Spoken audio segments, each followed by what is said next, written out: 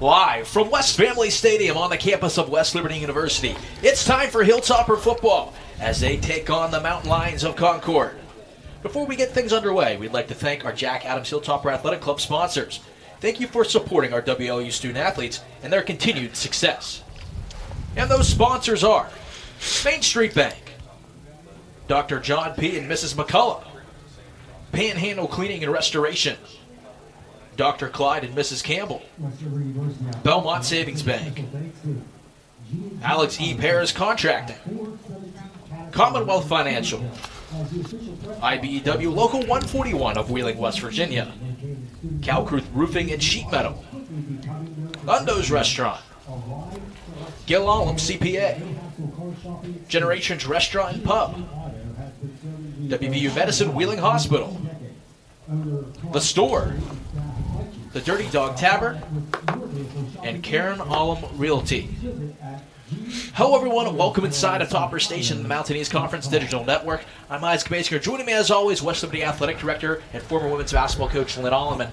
Coach, we're getting towards the second half of the season here, facing a good team in Concord here this early afternoon. Well, Concord, they're a 2-point conversion away from being unbeaten. And I was looking at an informal regional poll a couple weeks ago. They were ranked as high as second in the entire region. So it is a quality opponent, but a lot of parity in this league, and this should be a good one. Yeah, absolutely should be. Look at the records for both teams coming to this one. Concord at 4-1, as you mentioned, lost last week 10-9. A very low-scoring affair there for the Mountain Lions, but they're a team that can get it done offensively and defensively. Yeah, they're very balanced on offense. They've got one of the better quarterbacks in the league and an outstanding wide receiver, but they can run the ball as well. So, again, they've got out of the gate tremendously. And last week's 10-9 game, both teams played great defense, but the weather played a part in that low-scoring game. Absolutely, as you come and look at that there as well. But Concord, you could say, probably maybe one of the surprising teams so far in the Mountain East Conference. They were in the preseason poll in the middle of the pack, but they definitely ascended towards the top. Yeah, and I think you look at these standings as now we're nearing the halfway mark, and I had already used this word once, parity. There's just a tremendous amount of parity. So when you get into these games, a lot of these coin flip games, it's that one or two plays that makes the difference between winning and losing. Now let's flip the script and let's look at the Hilltoppers coming to this one. Suffered a tough setback last week at Glenville State, but still 3-2, above 500, and another big chance here against a quality opponent. Well, West Liberty's 3-2. They lost to Notre Dame, and there's been a lot of other teams that lose to Notre Dame, and Notre Dame's really starting to flex their muscles. They're starting to have dominant performances. But I was at that game last week, and West Liberty on offense, they were, for a lot of that game, a well-oiled machine. Did a lot of good things, but I don't know if anybody's ever won a game with 8 turnovers in a game, and West Liberty had 8 of them. So not a good end result, but there were times where they looked like they were definitely the superior team. And you mentioned it seemed like at one point, and actually it was the case at some point, where West Liberty was doubling in yards than Glenville State, but sometimes just the turnover bug gets to you, and that puts you in a bad spot. Right, and they marched up and down the field, and I told you this before the game, but I've never been to a football game that went that quickly. The first half was over in 50 minutes. I was in my car on the way home after 2 hours and 20 minutes. That's incredible. You don't see that very often in football because, so many things, so many whistles, so many penalties, but sometimes just having a nice clean game like that gets the flow of the game going. That helps both teams play as well. Right, and the reason that I mentioned that is statistically that can cause some weird things because limited possessions. In the first half, there were only 4 completions in the entire half. So teams being accurate, you're staying in bounds, teams are running the ball, and those halves go very quickly. So not a lot of possessions, and West Liberty was, they almost doubled them up in yards late in that game, and to no avail. You still come out on the end of a 35-14 loss. Taking a look at the series so far between these schools here, the last 7 games have been won by the home team. So take with that as you want here. That should be an interesting one between two quality teams here at West Family Stadium on this Saturday afternoon. When we come back, we'll have the Mountain East Conference standings. We'll have coaches' keys to the game, and we'll have the Main Street Bank kickoff. All right here on Topper Station in the Mountain East Conference Digital Network.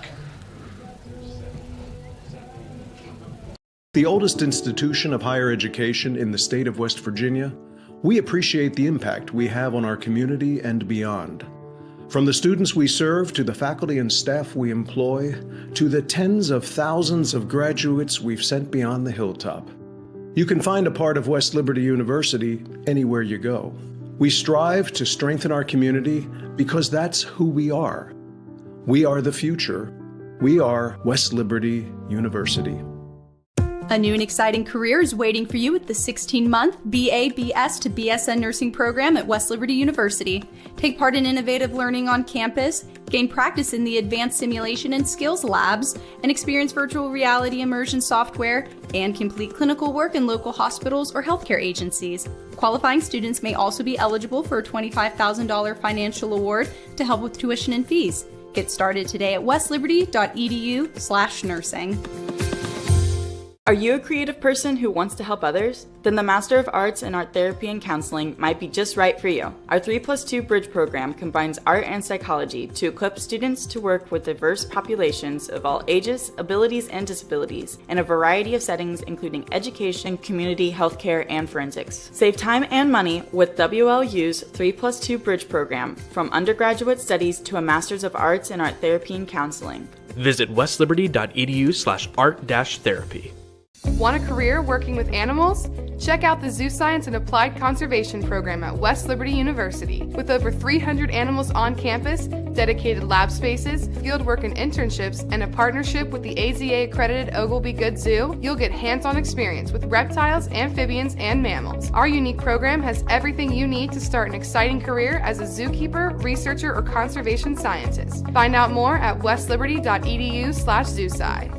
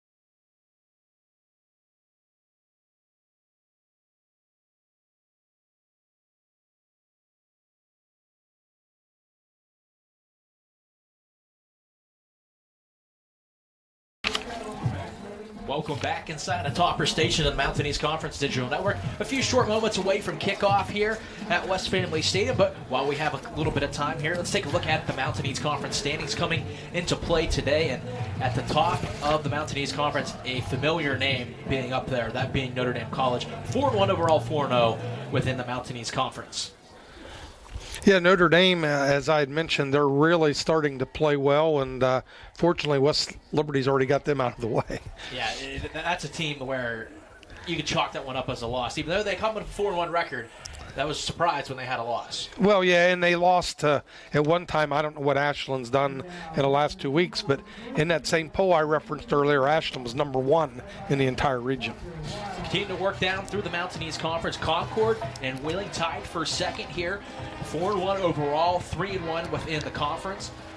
Fairmont State comes in at 500, 3-3 overall, 3-2 within the Mountain East Conference. That a big plethora of teams tied for fifth. That being Frostburg State, Glenville State, West Liberty, West Virginia State, Charleston, and UNC Pembroke, all 2-2 within the Mountain East Conference. And rounding out the bottom of the conference, still looking for their first wins of the season, that being West Virginia Wesleyan and Aldous and Broadus. Yeah, 6 teams in the league are 2-2. So again, we talk about that word parity all the time, and Wesleyan and AB have not broken into the win column yet. Notre Dame's up there at 4-0, and if someone would have said before the season Concord and Wheeling are going to be setting their 3-1, we'd have said, really? But they are, and they both played very, very well. But we can't emphasize this enough that there are so many of these games, including all of West Liberty's remaining games, you're going to say coin flip going in. Yeah, you look at the rest of West Liberty's schedule. It's at Fairmont State next week. Then at home on the 22nd for homecoming against Wheeling. Then 2 back-to-back road games being at UNC Pembroke and at West Virginia State. And then closing out the season here at Frostburg State. All those games are winnable games on the schedule. Yeah, and if you look at the comparative scores in the conference, we're surprised every week. You think, well, this team will probably win, and bam, they don't. So it's been interesting. It makes fun watching. But West Liberty, if they can just manage to control the football, they've got a shot. Coach, minute before kickoff here, give us your keys to the game. Well, the keys of the game, and I'm not going to change much in the previous ones we've talked about, for West Liberty is you cannot turn the football over. It's they probably have as many turnovers as about any team in the country, and they're still 3-2. But in the 2 losses, they've turned it over frequently. And for Concord, they've got to stay balanced. I think if West Liberty wins first down and forces Concord to throw the ball, that's going to play into West Liberty's hands. So turnovers for West Liberty, for Concord, try to stay balanced. And speaking on that one point, West Liberty, one of the best defenses in the country on first down. So we'll see how that plays out, and it should be a good one here at West Family Stadium. About ready for the Main Street Bank kickoff. It's going to be a cloudy 48 degrees here, so definitely into that football weather here. We should have a great one here within the Mountain East Conference. I think I was looking at the game notes. Who won the toss? I was not sure. I was looking at the conference standings at the time. Coach Wiley is one of the few coaches in America that defies the common logic these days. When West Liberty wins, he likes to take the football. And the Hilltoppers will have the football to get things going. Kicking this one off for the Mountain Lions. And the Hilltoppers will take it underway. Catching the kick, getting up to the 25, up to the 30, continue to churn the legs closer to the 35. A good return there after the kickoff by Moore Ilderton. And that is a good return because he caught it out of the air and just ran straight ahead. You know, if you can get the ball out almost the 35-yard line, that's a win to start the game. The Hilltoppers have 2 good kick returners there as well, so you want to avoid kicking to them to start with it. And that's also a trend I've seen, maybe more at the Division II level. Shorter kickoffs and try to cover them as opposed to getting the speedy guys a chance to take it to the house. Hilltoppers will start on offense, 1st and 10 from their own 34, and Rudy Garcia is the man. Behind the center, Quincy Wimbish will be the running back to his left. Questionable coming into today's game, but he's out there for the first play. Garcia, play action pass, fires Across on the slant route, going to be caught just shy of the 40-yard line. Actually mark him at the 40, making the catch there, number 81, Chris Charles. The Hilltoppers have just been so good early in the games this season with those type of routes. A lot of success. Second down now from the 40-yard line. 3 receivers and a tight end in as well. Garcia takes the snap, handoff. Quincy Wimbish trying to bounce to the outside, makes a man miss, powers his way forward. It's going to be close to the first down marker. It looks like he might be, yep, they gave him enough there, and it'll be a first down for the Hilltoppers. Very favorable spot. And a great decision by Wimbish there to really square his shoulders and bull straight ahead as opposed to trying to continue to push that to the outside. And a good job by him holding onto the ball as well. Concord looking to strip that one away. Wimbish has fumbled a couple times so far this season. Garcia takes a snap on first down. Wimbish bounces to the outside. He has some space. He's going to have a first down. Flag comes in at the end. And it looks like it's in the area of holding. And we'll hear from referee Stephen Robinson for the first time today.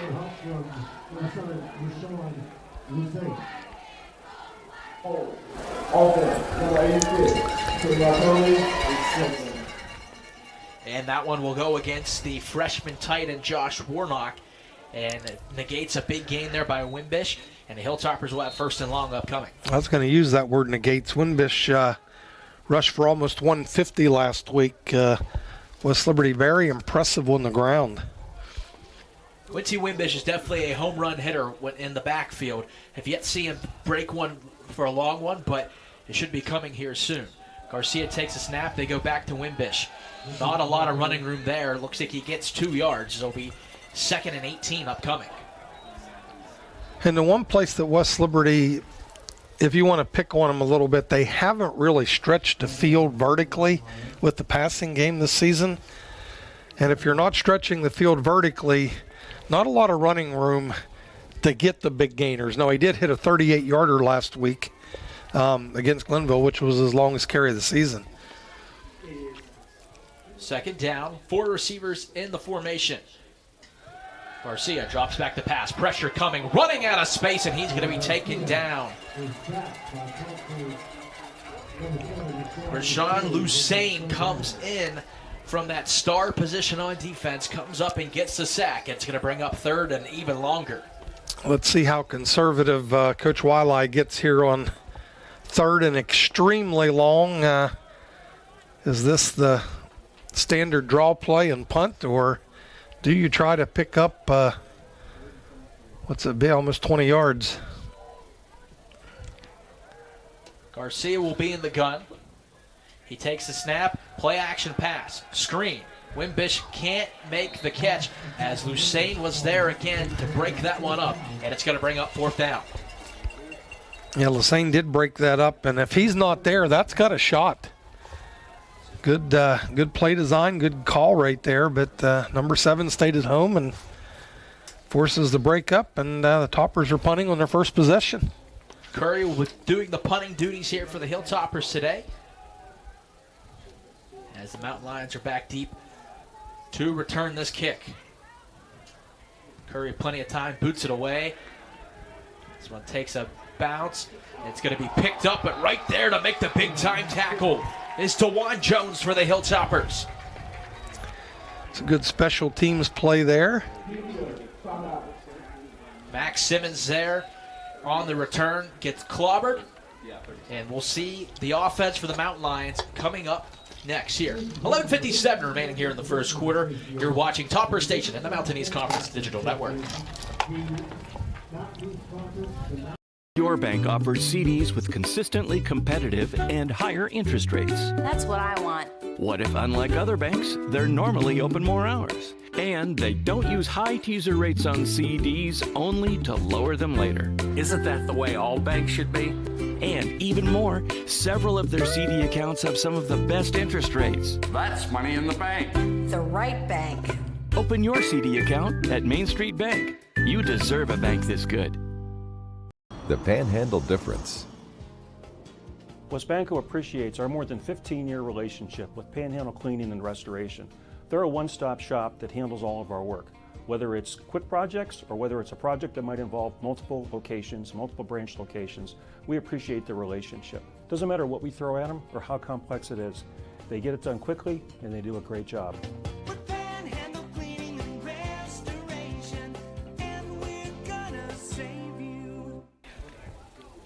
Welcome back inside of Topper Station, the Mountain East Conference Digital Network. The Mountain Lions starting out on offense here for the first time today, and their quarterback Jack Mangle said some of the best numbers within the Mountain East Conference. A consistent thrower and a big target for him is going to be Gerard Bowie. That's number 1. Tight end comes across the formation. Mangle takes a snap, will drop back the pass. He's going to Bowie right away. He's got him. He makes the catch around the 35 and eventually going to be carried inside of the red zone. That's the matchup you're going to have to look at, and it hits on the first play. Well, and you talk about the announcer's jinx. That's who you just referred to as before the snap, and that's who they go to immediately. And both of those players are ranked high in many of the statistical categories, throwing and receiving. 4 receivers in the formation for Mangle. Thurlow Wilkins is the back as Mangle drops back to pass. Has room up the middle. Will take a yard, it looks like, just shy of the 20. And just basically, Mangle looked like there. He's not going to be much of a runner. He's going to be more of a passer, but just gets himself out of dodge. Great job by the topper defender for not making contact after a late quarterback slide. 2nd down and long. Upcoming for the Mountain Lions. Mangle, quick pass the outside. It's Bowie. He fumbles the ball for a second. See if they'll call us a catch or an incomplete pass. I don't think he ever had control of it. They're going to say it's a catch, and they're going to run the clock. It'll be 3rd down.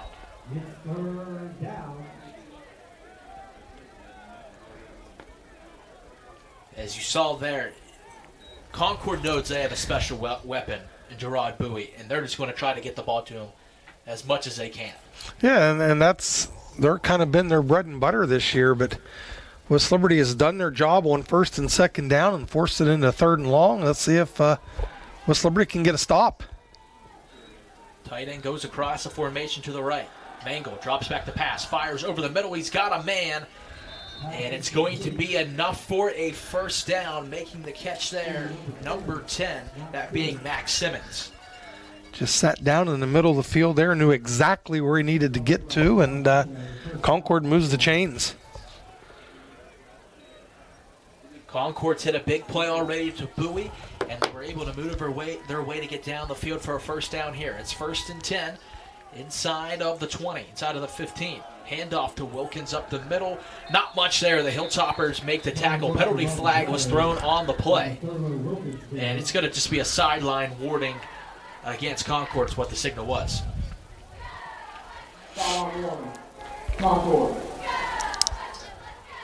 An old sports writing term. West Liberty got a host of tacklers to the ball carrier.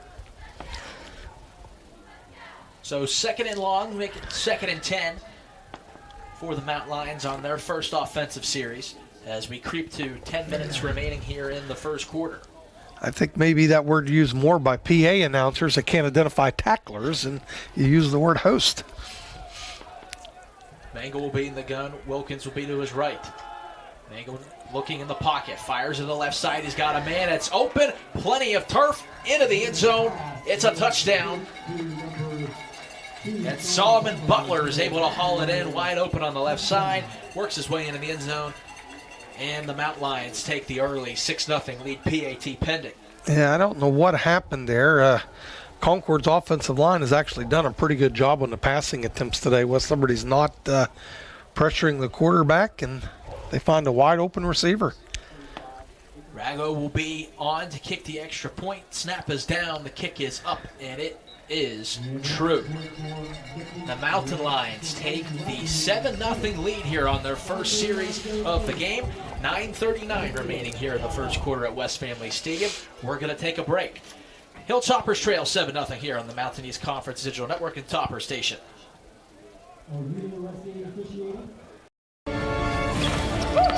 Every basket, every touchdown, Every goal. And every stay. it's possible because of you.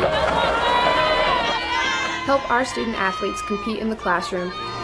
And for championships. By joining the Hilltopper Athletic Club.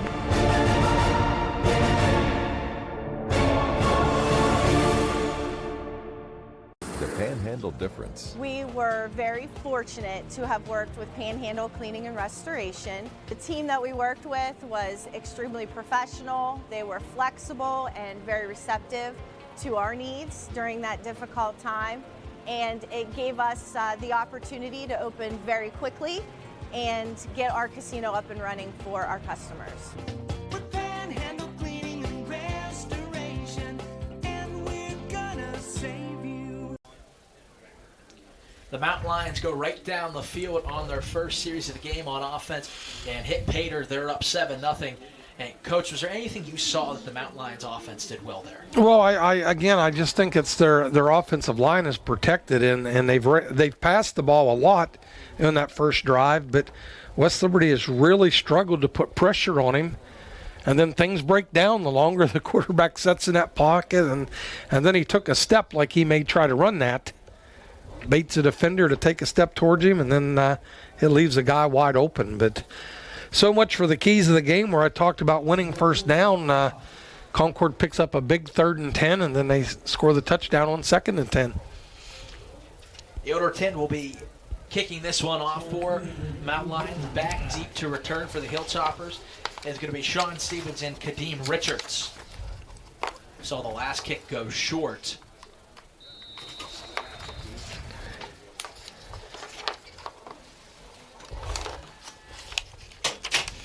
Yoder 10's ready.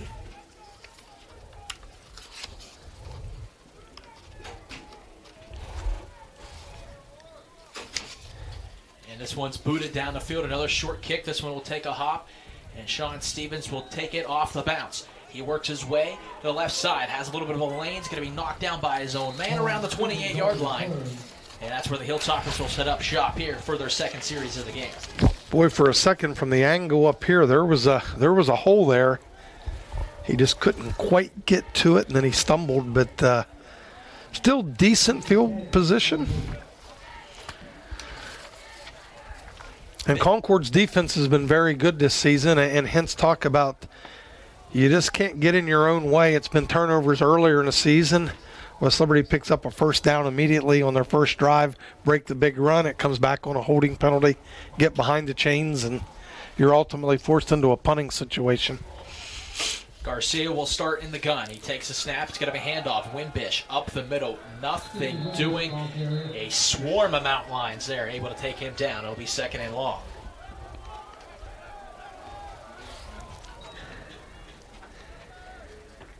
Number 16, Colin Fowler on the top. Make it 2nd and 10 still as we reach 9:10 remaining in the first quarter. Garcia will be in the gun yet again. Sidecar to the left is still Wimbish. Receiver comes across the formation. Garcia takes a snap, drops back to pass. Looking, fires over the middle. He's got a man. It's going to be enough for a first down, and making the grab there, number 82, Rashawn Harvey. Harvey has been Garcia's favorite target so far this season, and it's just amazing. So many of the first halves of these games, how well West Liberty executes on those type of routes. Harvey last week, 8 catches. Give some love to the Topper offensive line on that play. Harvey comes across a formation from left to right. Garcia takes a snap. Play action pass, screen pass. Harvey makes the catch, but it's snuffed out right away. Great job by Mike Sawyer. Able to come up, make the read, and get the tackle for loss for the Mountain Lions.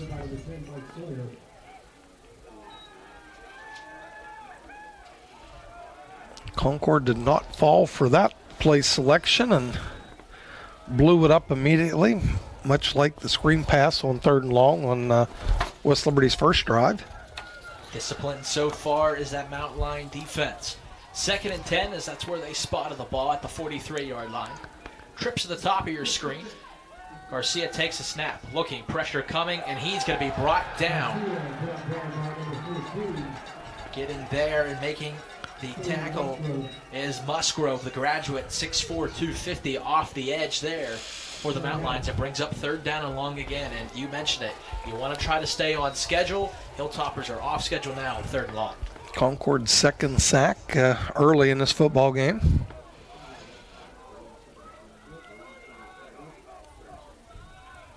Garcia barks out some orders and looks to the sideline. 10 seconds on the play clock, 7:05 remaining on the game clock here in the first quarter. Time winding down. Are the Hilltoppers going to be able to get the play off? They will not. It'll be a delayed game penalty, or actually Coach Wildlight is able to call the timeout. So it'll still be 3rd and 17, but West Liberty has a timeout.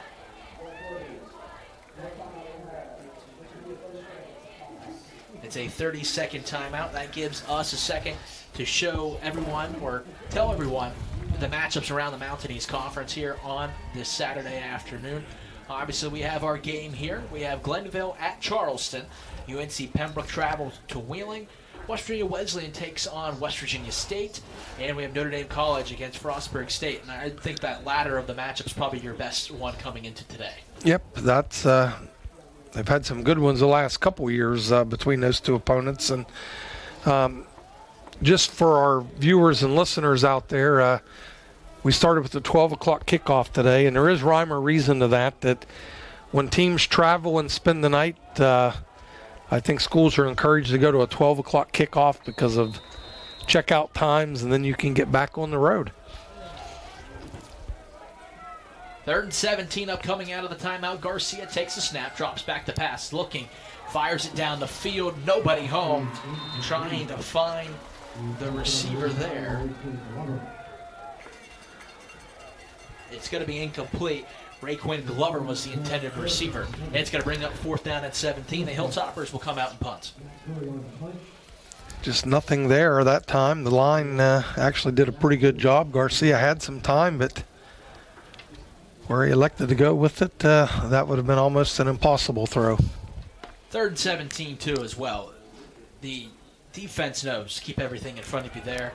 Curry's punt. Sky's in the air. It's going to be fumbled, but there's going to be a penalty flag on the field. The Hilltoppers hop on top of it, but don't get too excited, folks. It's going to be kick-catch interference against West Liberty.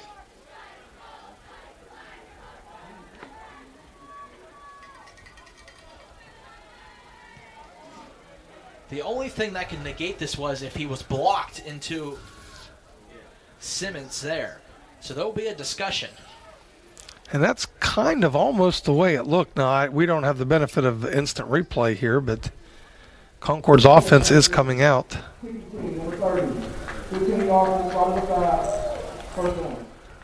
And that's exactly what it is kick-catch interference. So that's 15 yards from where the spot of the foul happened. And that ball is going to move all the way up to midfield. So that's where the Mountain Lions will go on their second drive. They've had the benefit so far of having good field position. Mangle's the quarterback, Wilkins being the running back. Receiver comes across the formation and stops. Mangle takes a snap, handoff. Wilkins up the middle, has some space, gains about 7. It'll be 2nd down and short. Yeah, it's a quality win on 1st down there. And as we're getting ready for Concord to run this play, Concord's head coach Dave Walker, one of the more legendary high school coaches, not only in the state of West Virginia, but you could argue nationally. Yeah, Martinsburg High School is an absolute powerhouse in West Virginia Class AAA, and he led that program to multiple state championships. Passing here over the middle, it's going to be incomplete as Mangle just fired too far for Gerard Bowie. It's going to bring up 3rd and short.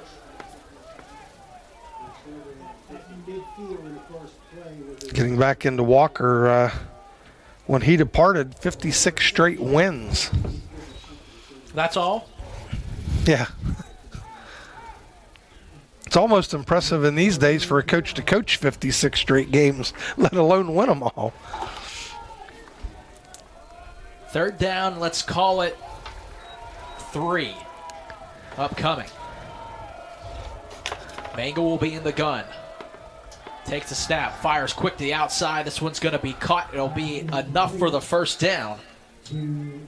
Solomon Butler, the man who caught the touchdown open there, makes a catch, and it's enough to move the sticks. Just a nice safe throw there, just enough to move the sticks. One-on-one across the board there for Butler, just able to make a quick move and ran a good route. Trips to the top of your screen, Mangle in the gun. Wilkins being the running back. Another quick pass, same play, same result. A nice couple yard gain up to the 30-yard line. It'll bring up second and short.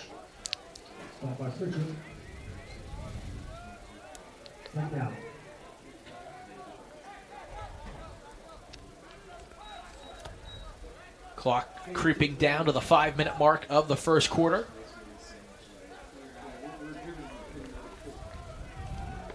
Wilkins to the right of Mangle.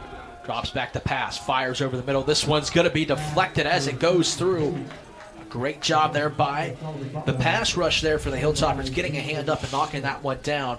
It's going to bring up third down. Yeah, don't know who got their hand on that ball, but forces third here and medium, 3rd and 5 maybe, so probably 2-down territory for the Mountain Lions. I believe it was John Brown able to get his big paw up there to knock that one down for the Hilltoppers. So another 3rd down and short here for the Mountain Lions. Mango drops back to pass, rolls out to his left, looking. He's going to the end zone. He's got a man, and it's caught. Touchdown, Mountain Lions.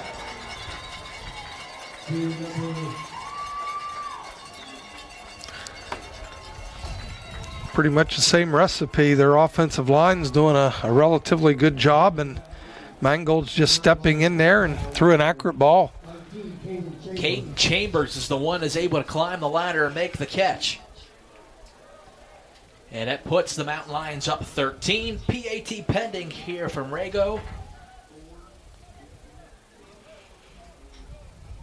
And the PAT is true. 14-0 Mountain Lions have the lead with 4:54 remaining here in the first quarter. We will take a quick break here on the Mountain East Conference Digital Network and Topper Station. If your bank offered new checking and savings accounts with a very low balance required, online bill pay, and debit cards issued right away. I would like that. What if that bank had extended hours every business day and were open on Saturdays and most holidays? That's incredible. And if all their accounts had low fees or no fees? That's money in the bank. The right bank. Open your checking and savings account at Main Street Bank. You deserve a bank this good. Grab a meal at the Dirty Dog Tavern. Located at the top of the hill in West Liberty, Dirty Dog Tavern offers a family-friendly atmosphere with a full menu as well as adult beverages. Catch the game during weekday happy hours, play games like darts or pool, or enjoy the duck with your family and friends. Open Monday through Saturday at 4 p.m. and Sunday from noon to 8. Come to the Dirty Dog Tavern in the town of West Liberty. A proud supporter of Hilltopper Athletics. Mountain Lions go right down the field on a short field and cash in on a 50-yard drive as Caden Chambers is able to haul it in. The Mountain Lions now lead 14-0. Hilderton kicks this one off, a low line drive kick, takes a bounce, and Sean Stevens will pick it up there for the Hilltoppers. Works his way, trying to get to the outside. He has a lane. Stevens has the kicker to beat. Ilderton's there to knock him out of bounds. Maybe that's the spark the Hilltoppers needed as the sun starts to shine here at West Family Stadium. Yeah, great blocking there, and that return looked almost like the previous one that Stevens got it late and goes left. The hole opens up, and that time he was able to get through it, and tremendous return. So the Hilltoppers with their best field position to start a drive as they start on their own 48-yard line. As quarterback change here is Jamie Divitt now will be taking the snap for the Hilltoppers. Injured the last couple of weeks, and he's back in the action here. Is Divitt, the left-handed quarterback, drops back to pass, fires, tries to go to the sideline, in and out of the hands, incomplete. Titus Goldson not able to haul it in and try to get the feet in bounds. It's incomplete. It's 2nd and 10. Yeah, that was a weird ball there. It was a great ball. We're up here, and I'm thinking tight window. Probably he's just throwing that out of bounds, and Golson reaches up and it actually hit him in the hands. That would have been a tough catch, though. 3 receivers in the formation along with a tight end. Divin takes a snap, counter play. It's going to go to Wimbish, works his way to midfield, and right at midfield is where they're going to call him down. It'll be 3rd and 8 upcoming.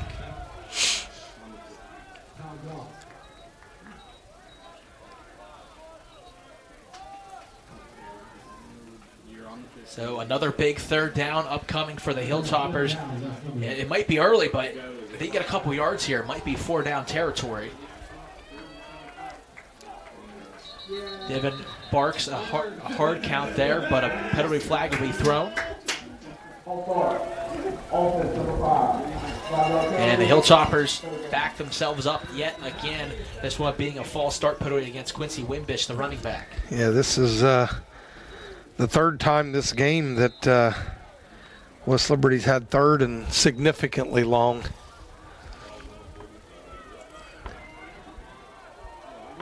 Clock is under 4 minutes here in the first quarter.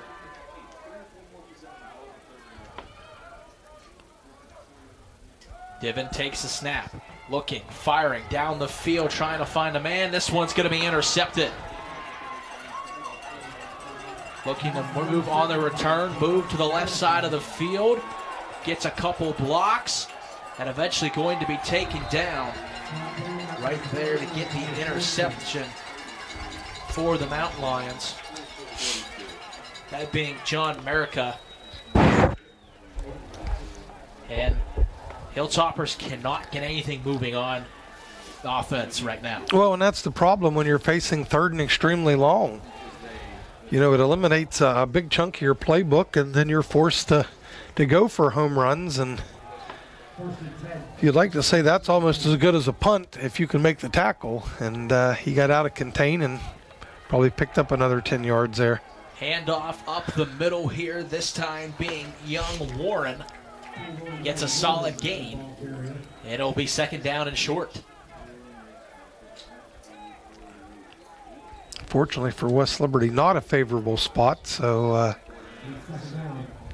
still a gain of 7+ yards on that play. Mangle in the gun. Handoff. Young Warren again trying to get to the outside. He gets a block, and eventually he's going to be just shy of the 1st down marker there. Was forced out by a couple of Hilltoppers in the contain. So 3rd down and about a yard.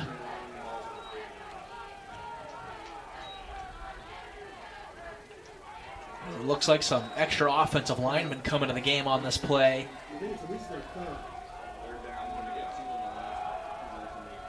Mangle hands it off up the middle, and Young Warren will be stopped.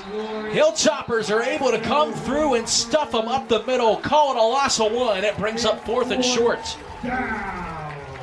See what Coach Walker's going to do here on 4th and a yard or 2. Most coaches punt in this situation, up 14 zip.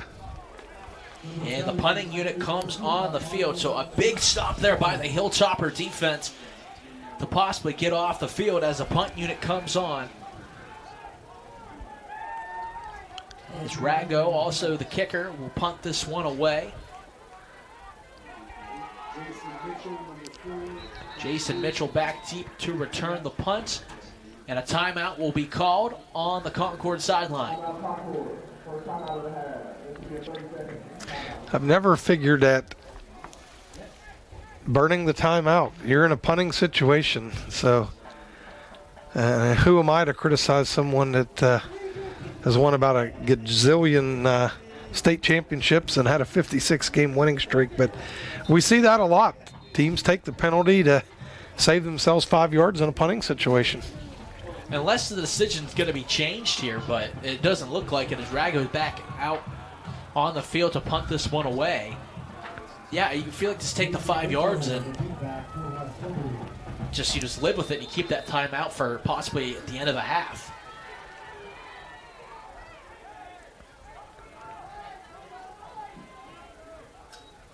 Rago punts this one away. Jason Mitchell back deep to return. This one's going to take a hop Hilltoppers will scurry away from it. This one will bounce inside of the 15-yard line.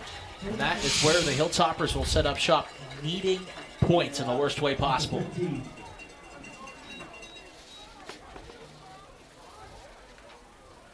It also makes the decision interesting here. Is it Jamie Diven again, or does it go back to Rudy Garcia? Yeah, we'll know when they break the huddle here, so let's see. It's Diven. Jamie Diven was a starting quarterback coming out of camp. Got injured against Audis and Broadus, and Rudy Garcia played well from there. But first 2 drives today of Garcia starting didn't look great. Then Diven comes into the game. Diven in the gun, takes a snap, handoff.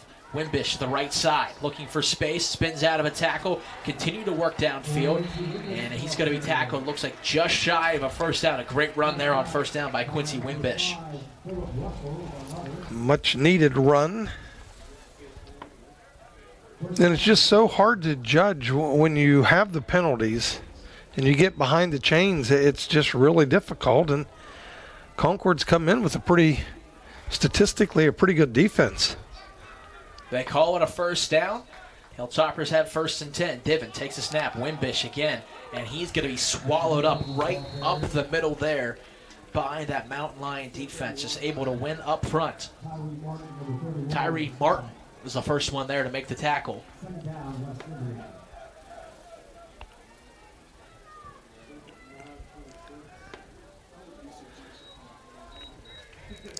Clock's under 40 seconds in the quarter.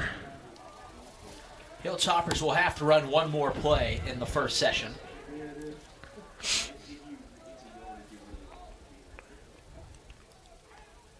Diven's looking, play clock is under 10 seconds. Now it's down to 5.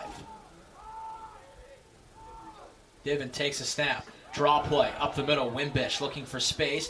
Tries to battle his way forward close to the 30-yard line. They'll call him down at the 29. And that's how the first quarter of play will end here at West Family Stadium. Hilltoppers trail 14-0, but have the ball in a critical 3rd down upcoming at the beginning of the second quarter. Again, the Hilltoppers trail 14-0 against Concord. We'll be back for second quarter action right here on Topper Station and the Mountain East Conference Digital Network.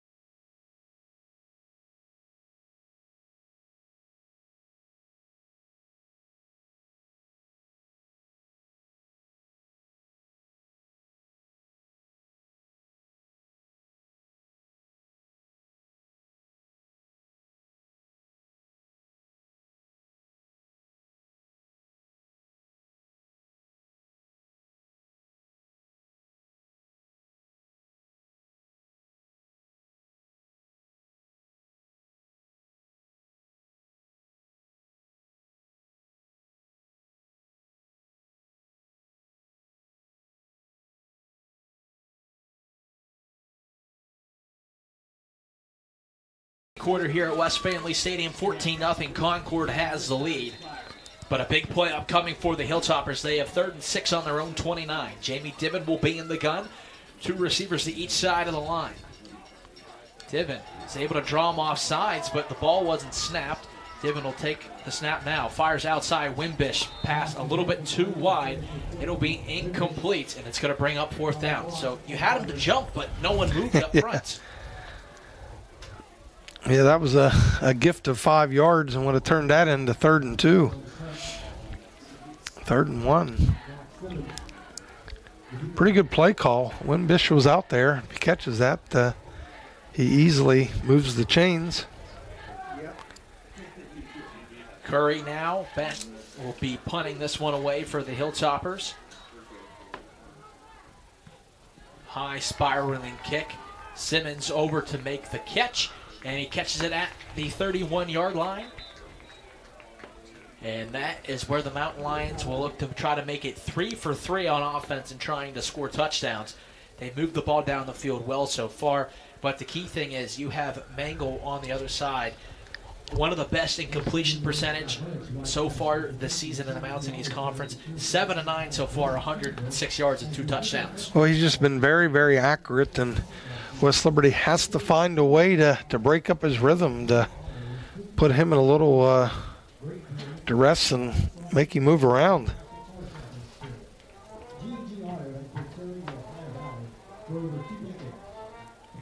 So 14:50 remaining here in the first half of play. Both teams have 2 timeouts remaining. And so far, it's been the story of one team has had an offense that's just firing on all cylinders, and the other one is just stalling out. Well, that was the first time of West Liberty, I think, had the ball 4 times. That was the first time that they had down and distance of probably any chance of picking up the first down on 3rd down. Hilltoppers so far 0 for 4 on 3rd down, which is not a great number. And on the other side, 3 of 4. Still a lot of time left in this game, down 14-0, but got to get Concord back off the field and see if your offense can find some rhythm. Jack Mangle still in at quarterback. 3 receivers to the bottom of the screen. Mangle takes a snap. Screen pass to Gerard Bowie. He's able to make the catch, get a couple yards up to around the 34-yard line. He'll bring up 2nd down.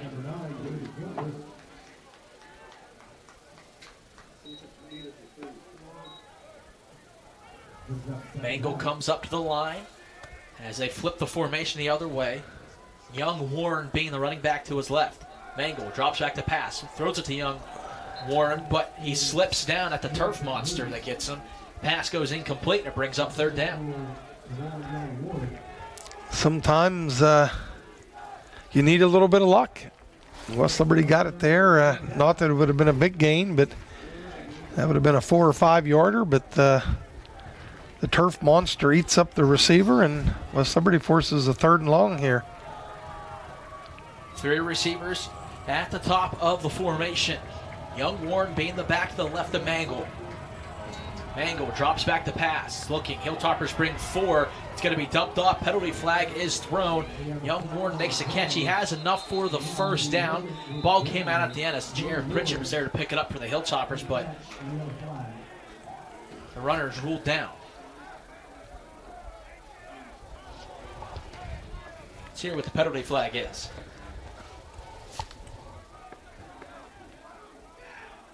Holding. All good. All 56. 10-yard penalty. Third down. As we hear from referee Stephen Robinson, holding up front against Saul Robles. And it's going to bring up 3rd and long, and this is a good sign to see for the Hilltoppers. You've been on the opposite side of this equation plenty of times. Yeah, you almost have to get a stop here. To get anything going positive in this game, you've got to get a stop here. 3rd and 18. Mangle down the field. This one's going to be knocked away. Making the good play over the top, that being Sean Stevens. And knocks that pass away. Bowie was the intended receiver, and the Hilltoppers get off the field. Really nice job of Stevens timing that out and going over top to get the break up and not going through the receiver to get that.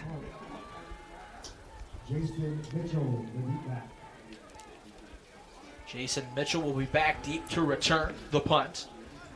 Rago will punt this one down.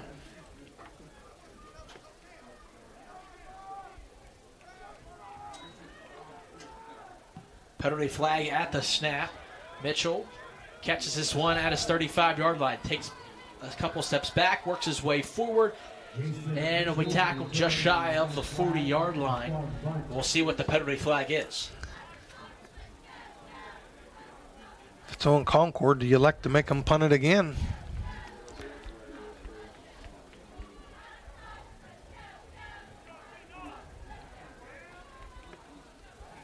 Two formation. 5 back there. Offense. That 5-yard penalty will be added to the end of the kick. First down. Medium. Timeout. So the Hilltoppers will get it in a little bit better field position as they move it up 5 yards. But we'll have to see what the Hilltopper offense can do after this quick break. Concord leads 14-0, 13:39 remaining. Undo's Catering, family owned since 1953.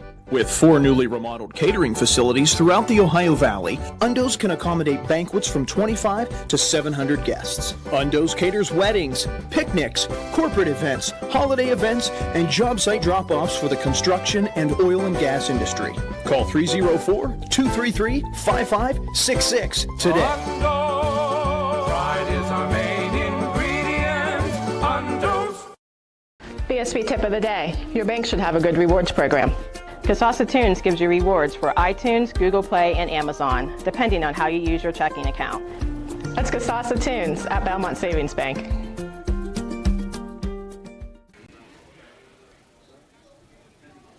Hilltoppers get the ball back after a good defensive series there, and this is a big time again. We feel like as soon as the Hilltoppers are able to get something going on the offensive side of the ball, they'll be in good hands, but haven't done it quite yet. Well, their defense has come up big on the last 2 possessions, and the offense is going to start at the 45-yard line, best starting field position of the day.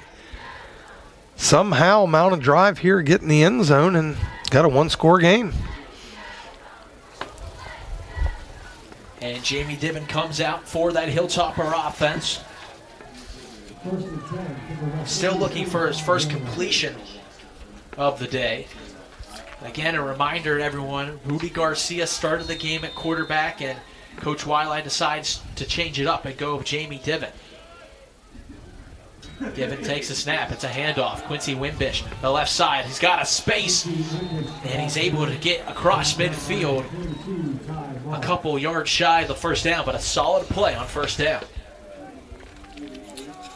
Wimbish has had, I think that's at least his third 8 to 12-yard run in this game.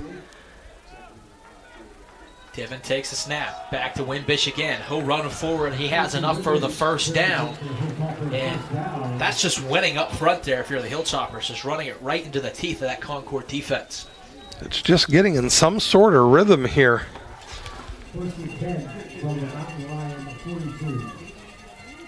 So the Hilltoppers playing now in Mountain Lion territory. 1st and 10 from the Concord 42. Diven takes a snap, looking, quick pass outside. This one is incomplete, in and out of the hands, juggled on the outside. The intended receiver being Harvey at 2nd and 10. Had a receiver there, but short-armed it a touch, and receiver tried to make a difficult catch off of the turf. That has to be a little bit of just getting game reps, getting back to feeling like you're in the game as well. After not playing for a while, sometimes the timing is just off slightly. 2nd and 10. Diven takes a snap, looking, pressure coming to the right side, steps up in the pocket and throws. This one's incomplete. This one goes off of the hands of Raekwyn Glover, and it's going to bring up 3rd and 10. That's one you would like to have back. Oh, yeah, that was a perfectly thrown ball. Well-designed play, perfectly thrown ball, and got to find a way to haul that one in. 12:44 remaining in the first half. On a cloudy but sunny Saturday afternoon up here on the hilltop. 3rd and 10. Diven, empty, in the backfield, looking, fires down the field, nobody home. It looked like the intended receiver was trying to be Titus Goldson. That pass sails way over his head, and it brings up 4th and 10, and Here comes the punting unit for the Hilltoppers. Yeah, 4th and 10. I don't think you can really go for that here. Again, it's only 14-0. There's 12:39 left here in the second quarter.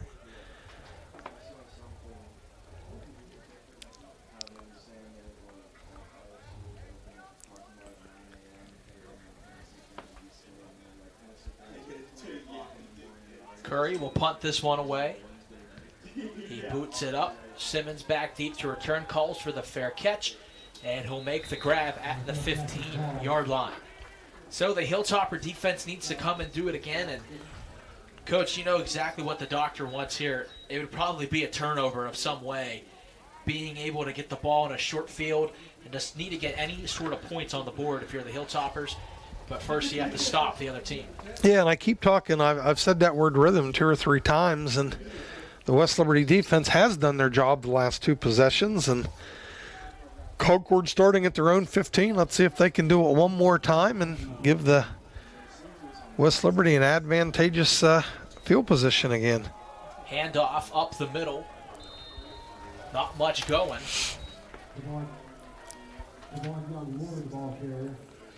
Young Warren being the running back on that last carry.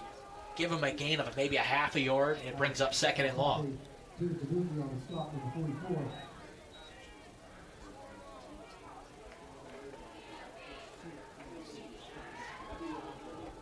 Chris Copeland now, the running back, in on for this play.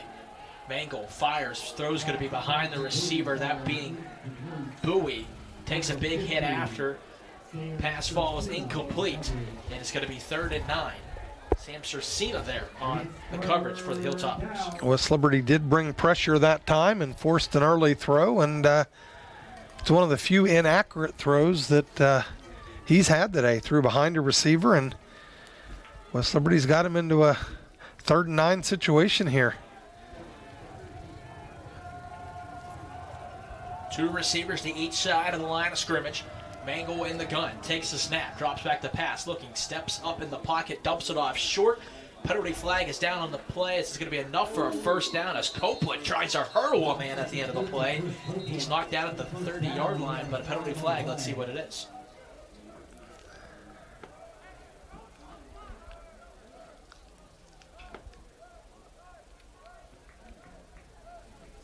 Offside. Defense, number 44. That's over the clock. Hilltoppers lined up offsides on the play. This will be enough for a 1st down for Concord after the penalty was declined. And a big pickup there by the Mountain Lions. Yards after catch there. Mangle looking, plenty of time, fires over the middle. This one will be hauled in. What a catch over the middle of the field. Max Simmons. That was pretty good coverage. That was an incredibly accurate throw, and receiver did a tremendous job of muscling that out and pulling it in. So a good pitch and catch there for the Mountain Lions. Moves them close to midfield and gives them another fresh set of 10. Mangle takes a snap, handoff. Wilkins trying to work his way up. The ball is out on the ground. Who was on top of it? And the Hilltoppers are right there. And what did I say, Coach? What did the Hilltoppers need was to force a turnover. Wilkins fumbles it, and the Hilltoppers have the ball around midfield. I think you said just what the doctor ordered. Unfortunately, I don't have a PhD, but if you want to give me one, I'll take it. We'll arrange one for you if you could forecast those on every possession. So now a big momentum booster here for the Hilltoppers. See if they can do something with it, though, on offense.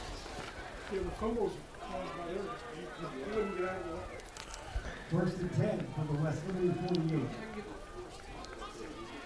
1st and 10 from their own 48 for the Hilltoppers. 3 receivers in the formation. Divin takes a snap, handoff. Wimbish cuts his way up the middle. Quincy Wimbish has space. He stays on his feet across the 30 to 25, 20, 15, 10, 5, cuts back in. Touchdown, Hilltoppers. Quincy Wimbish, talk about a home run hitter. Oh, that's the best run of his career, I believe. multiple defenders had a chance to bring him down. He jived, cut back a couple times, outran an angle, cut it back, and finds his way to the end zone. Quincy Wimbish, 52 yards, call it a house call, and the Hilltoppers are on the board. Penalty flag was a sideline warning against the Hilltoppers. I think they'll live with that one, as Justin Kaplan will be on to kick the PAT. Yeah, there hadn't been much to be excited about so far in this game, so we'll take the warning. Kaplan's PAT is true. The Hilltoppers cut the lead in half, as Concord's lead is now 7. 14-7 is our score, 10:53 remaining here in the first half. You're watching Topper Station in the Mountain East Conference Digital Network.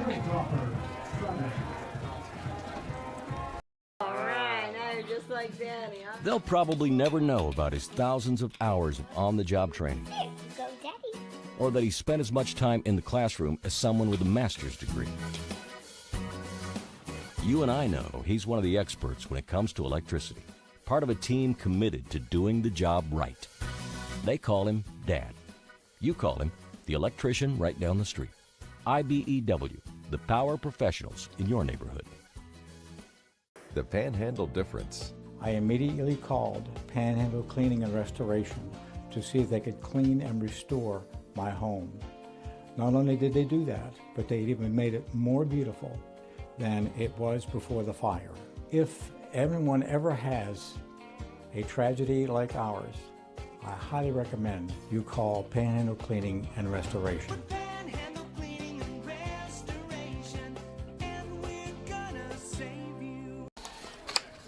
The Hilltoppers get on the board on an efficient drive. One play, 52 yards, one man, number 5, Quincy Wimbish, as Kaplan kicks this one off, a ground ball roller up the middle.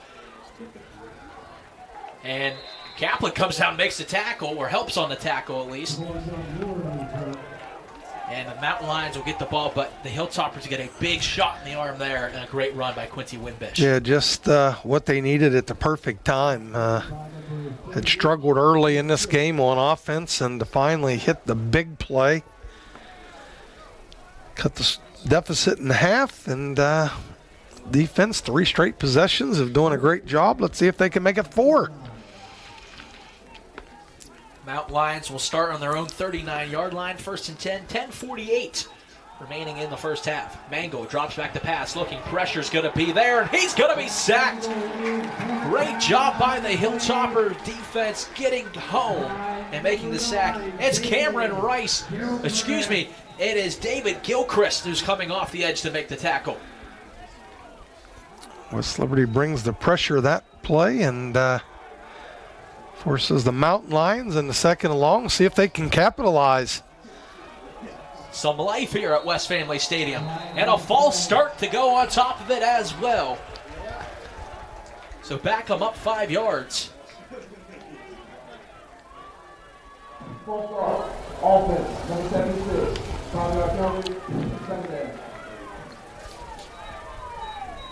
So it'll be 2nd and 18 upcoming for the Mountain Lions.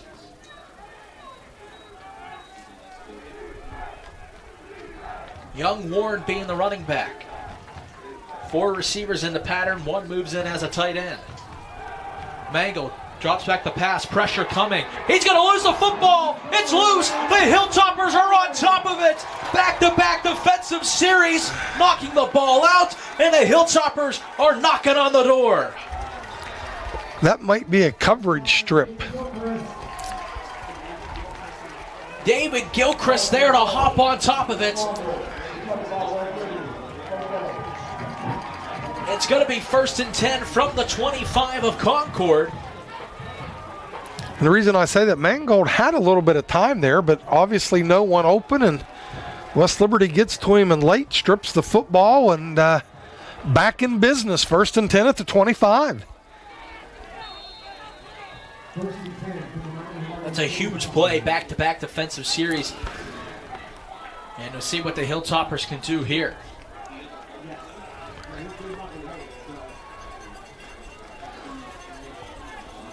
10 seconds on the play clock. Divins in the gun. 3 receivers in the formation. Give it to Quincy Wimbish again. Why not? Wimbish up the middle. It's enough for a first down inside of the 15. And it's another fresh set of 10. And Quincy Wimbish just reached the 100-yard mark, I believe. He was 12 yards shy, and it looks like he picked up 12 on that possession.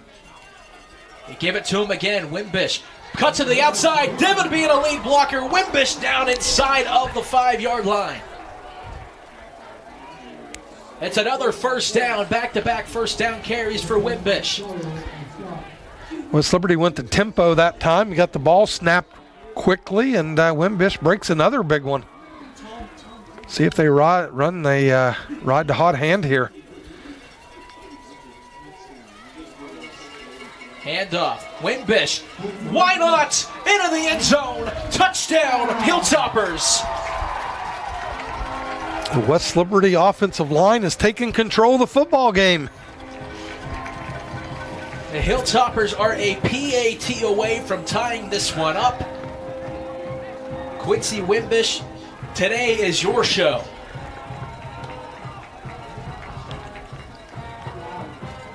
As Kaplan is on to kick the PAT, snap down, kick is up, and we are tied.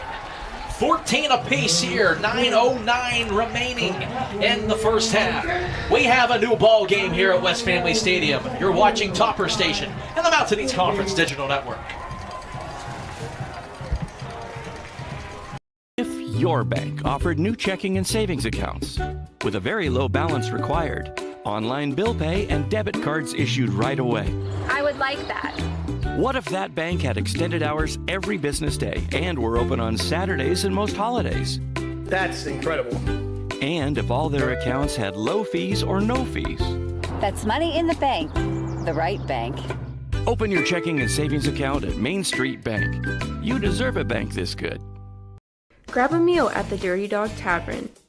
Located at the top of the hill in West Liberty, Dirty Dog Tavern offers a family-friendly atmosphere with a full menu as well as adult beverages. Catch the game during weekday happy hours, play games like darts or pool, or enjoy the duck with your family and friends. Open Monday through Saturday at 4 p.m. and Sunday from noon to 8. Come to the Dirty Dog Tavern in the town of West Liberty, a proud supporter of Hilltopper Athletics. The Hilltoppers have stormed back to tie this one up at 14 with 9:09 remaining in the second quarter. Justin Kaplan, ground ball kick up the middle. It's going to be poked backwards. Having a lane there and a good tackle on the outside by the Hilltoppers, and that's where the Mountain Lions will set up shop. Back-to-back possessions for the Mountain Lions being back-to-back fumbles. And the Hilltoppers now have a new sense of life, but as you mentioned, the Hilltopper offensive line getting the job done. Yeah, just really controlling the line of scrimmage on those the Wimbish run on the 2 possessions ago, and pretty much just ran the ball down their throat that entire possession. Mangold takes a snap, hands it off the middle to Copeland. He's going to lose the ball. The ball is out again, and it looks like the Hilltoppers are right back onto it. Not once, not twice, how about twice? And the Hilltoppers will take over in Concord field position.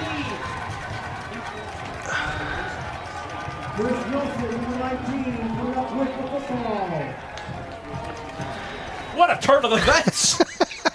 Well, I told you I was at Glenville last week, and we were on the opposite end of those situations. So to sit here and see 3 straight possessions, 3 straight fumbles, and 3 straight recoveries, West Liberty with a chance to potentially take a lead in this game. I mean, I said a while back maybe 1 turnover, but I didn't ask for 3. I wasn't that greedy. As Divin's in the gun, it's going to be a handoff to Wimbish. Tries to stretch to the outside, not much there.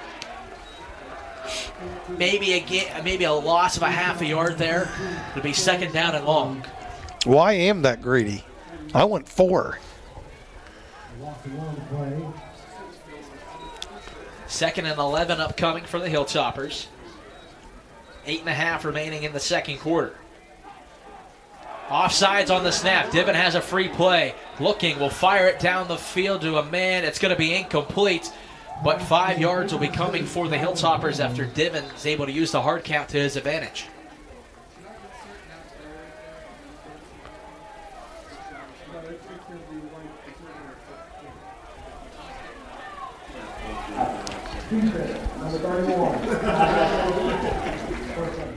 Tyree Martin is the one that was offside. So it'll be second down and short here. Second down and medium, excuse me.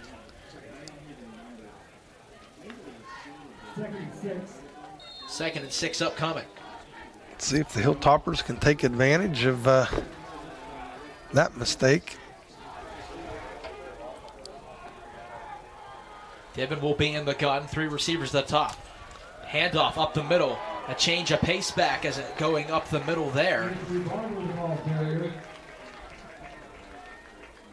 That being Anthony Barmer. Gets a solid gain. It's going to be third down and short. Hilltoppers will hurry to the line. Barmer again cut back. Going to battle his way forward. It's going to be enough for the first down. Barmer being a big back in there. 5'11", 195. Looked like a bowling ball on that play.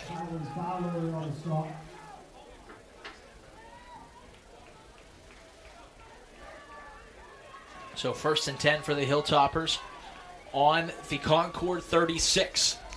Clock is running down as Divin is in the gun.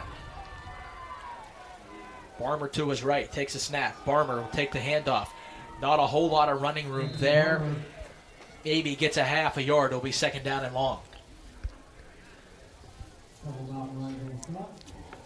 Big play call in this game. Second and 10. With the ball at the 36-yard line. Probably still 10 yards or so from potential field goal range. We saw Justin Kaplan a couple weeks ago boot a 48-yarder, but it was in the other direction with the wind at his back.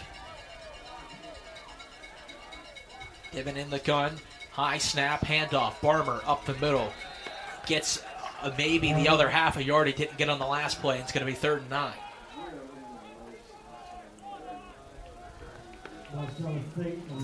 In a weird place here as well, Coach. Could be 4-down territory to go to boot as well. Yeah, and as a head coach, if you've decided it's 4-down territory, then you potentially take 5 yards on this play.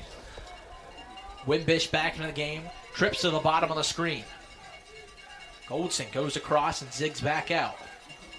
Divin takes a snap, is looking, fires to the outside. This one's high and wide, incomplete.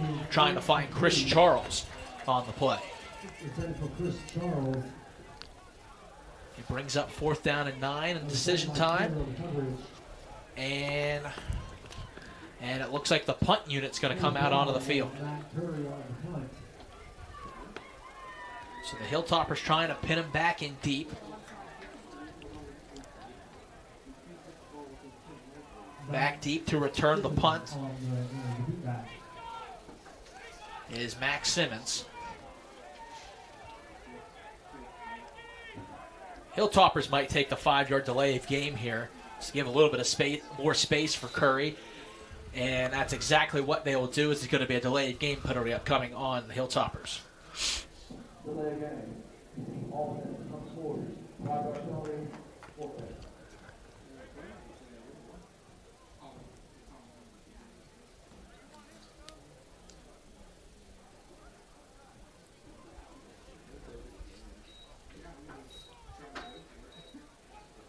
It's a penalty where it might help you, not hurt you. As Curry looks to pin the Mountain Lions in deep.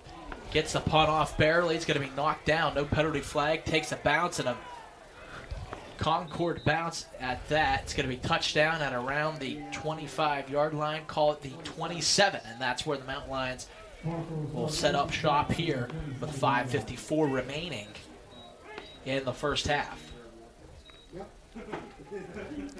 The West Liberty defense, after forcing 3 straight turnovers, goes back out and Let's see if they can defend the field again. Imagine there'll be two hands on the football at all cost here. Or maybe they'll just quit running the ball. Mangle fires to the outside. This one will be caught by Gerard Bowie. Modest gain of 5 or 6. It'll bring up second down and medium.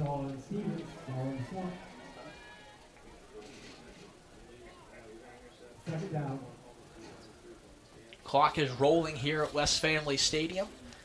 5.5 minutes remaining in the first half. We've got a good one so far. Mangle in the gun. Hands it off. As young Warren on the carry. Rolls his way forward.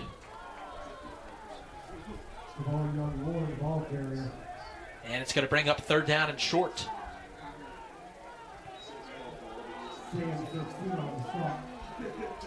Mangle's going to run it up the middle here quick. I'm not sure if he got it. It's going to be close, and he did not. It's going to bring up fourth down. Yep, definitely fourth down. The senior Jack Mangle tried to come to the line, and quarterback sneak it off tackle, and nothing was home. That brings up fourth down. I think he lost a half a yard on the play. Yeah, that was a weird play. I think the senior Mangle came to the line and might have saw something and just ran a play real quick. So that's a big 3-and-out forced by the Hilltoppers, and they'll be getting the ball back. As Jason Mitchell will be back deep to return the punt. Rago will kick this one away.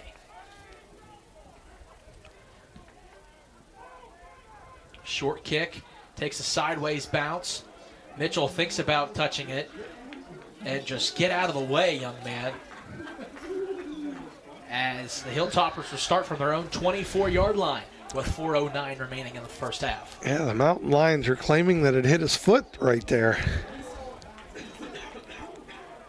I think there's enough people in the black and white that are down there to get a decision that were right on top of the play.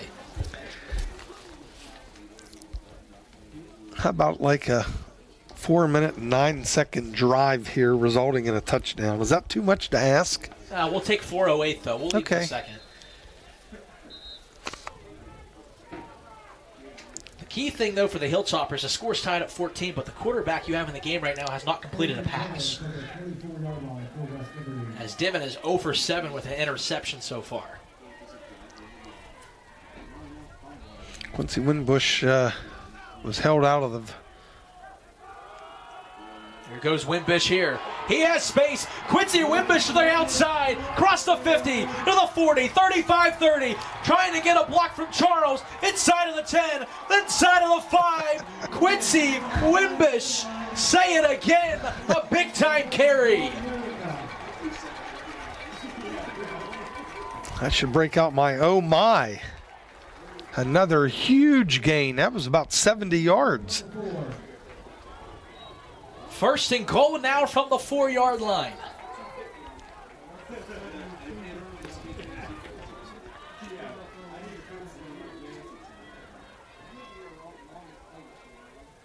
Wimbish on the carry, looking for space, dives his way forward for about a gain of 2. Will be second and goal from the 2, but Quincy Wimbish is now busting off runs left and right. Yeah, just and let's see if West Liberty elects to really burn some clock here. There's a quarterback change here, and it's not Garcia. It's Parker Sheary into the game. And a new running back into the game as well. It's Jay Johnson listed as a linebacker. As Sheary runs to the outside, he has a lane into the end zone. Touchdown, Hilltoppers. Is that a flag? No, I think it's a towel. It's a touchdown, Hilltoppers. Parker Sheary into the game. Goes off the left side with a great lead block. And the Hilltoppers are in front for the first time this afternoon. Kaplan on for the PAT. Snap down, kick is up, and Kaplan is true. The Hilltoppers have scored 21 unanswered and take the 21-14 lead. 2:47 remaining in the first half. You're watching Topper Station in the Mountain East Conference Digital Network. You going? The store in West Liberty. The store is open 7 days a week with daily lunch specials, hot food and cold sandwiches, Patsy's Pizza, and a wide selection of chips, pop, and other snacks, as well as household goods and hygiene products. We've also got a wide selection of beer and an ATM. Stop on in and check out the store, located at the top of the hill in the town of West Liberty, a proud supporter of Hilltopper Athletics. BSB tip of the day. Bank with a company that pays you, depending on how you use your checking account. It's Kasasa Cash Back. It's a totally real thing, and we could totally pay you money. That's Kasasa Cash Back at Belmont Savings Bank. Well, if you would have turned into this game about 30 minutes ago, it was ugly for the Hilltopper offense. I mean, it's not the greatest thing in the world, but they're kicking it into gear. 21 unanswered points, and it's all by one man, Quincy Wimbish, getting them down the field and putting them in a pretty good spot. As Kaplan will kick this one deep, curling towards the out of bounds, but it's going to be picked up. And a good coverage there on for West Liberty, and it's going to be 1st and 10 from the 16 upcoming for the Mountain Lions. But back to what you're saying, Quincy Wimbish is getting the job done at the moment. 186 yards rushing. Yeah, it's just including some in big chunks. That was a 72-yard carry there that put the Toppers 1st and goal. They bring in Parker Sherry, and he finds the end zone. And you're right, if someone would have turned in 30 minutes ago, if you had looked at the stats, looked at the scoreboard, it was pretty one-sided at that point. Mangle will be in the gun. He drops back the pass, looking, fires down the field, and it's going to be caught by the man in the flat, that being number 2, Solomon Butler. He's going to get a short gain, and it'll be 2nd down and long. Clock rolling. Both teams have 2 timeouts. We're under 2.5 minutes remaining in the first half. Just because I'm superstitious, I'm going to say it again. West Liberty now with 4 consecutive stops on defense. Let's see if they can make it 5. Mangle drops back the pass, looking, fires deep down the middle of the field. He's got Butler again, tackled around midfield. Solomon Butler is able to climb the ladder. Looks like some miscommunication in the secondary there for the Hilltopper. A couple players looking at each other, and the first positive play for Concord in a while. Clock is rolling at around 2 minutes. Mangle drops back the pass, steps up in the pocket, fires. He's got a man. It's going to be caught as Chambers is the one that is able to make the catch. Pretty good tackle there. If he whiffs on that, that's probably going for 10 or 15 more.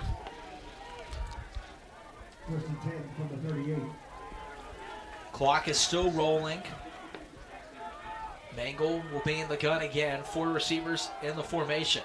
Looking, fires the outside. That's Butler again. Able to get a body part down in bounds. It's not going to be a 1st down. It's going to be short. And to say he was out of bounds as well. 2nd and 1 upcoming, 1:38 remaining. Concord been very good so far this season in scoring in the last 2 minutes of the half. Mangle drops back to pass, looking, fires over the middle, and a big hit over the middle. It's incomplete. Wow, what a crushing blow over the middle as Max Simmons gets blown up.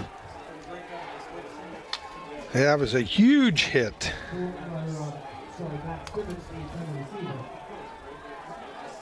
That being Zach Dixon with the big hit. Zach Dixon, that man has a family. I'm trying to find Concord kicking stats here on the season. Have that for you in a second. 3rd and 1. It's going to be a handoff up the middle, and it's just going to be enough for a 1st down. And it was Copeland on the carry. So it's going to be a 1st down. The clock continues to move. So we're under 90 seconds remaining in the first half. Mangle takes a snap, is looking, fires. This one's going to be high. It's incomplete. It's going to bring up second down. That was very close to being a legal procedure penalty against Concord, too. A man got set at the very last moment.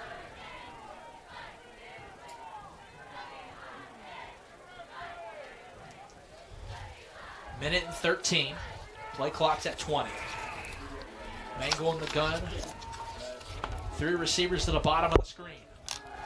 Drops back to pass. He's looking on the wheel route. It's going to be caught, actually, by Sullivan Butler. Looked like he was trying to possibly go to the far sideline, but Sullivan Butler was there to cut across and make the catch for a first down inside of the red zone. Mangle back in rhythm, as he was early in the game. I believe he started out 7 for 9. First and 10 at the 12-yard line. 1 minute and 6 seconds remaining in the first half. It's going to be a handoff. And nothing doing there. A great tackle as Chris Copeland was the back. And it's going to be a timeout for Concord. Their second of the half. It's a 30-second timeout. So it's going to be 2nd and 12. With 58 seconds remaining in the first half.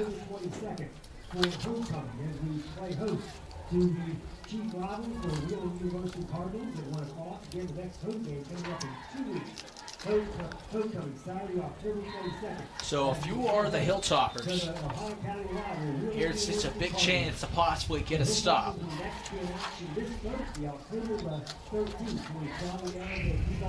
As Coach, I found the kicking stats.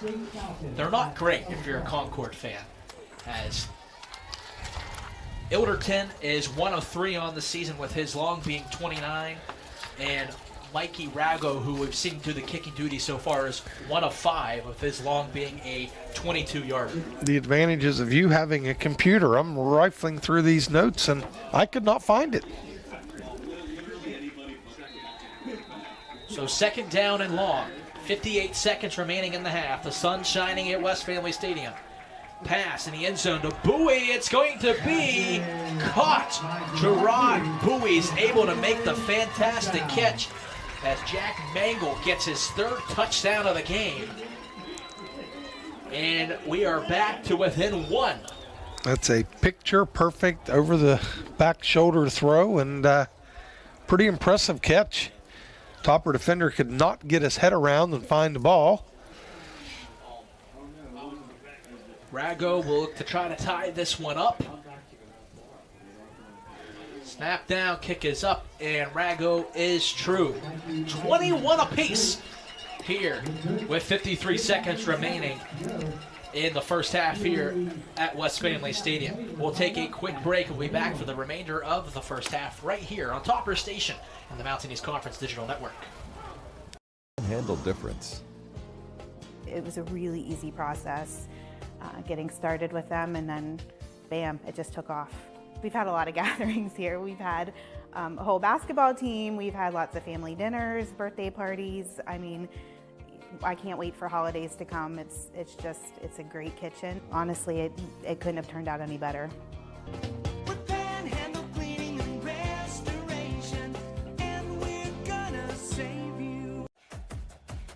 What are you working for?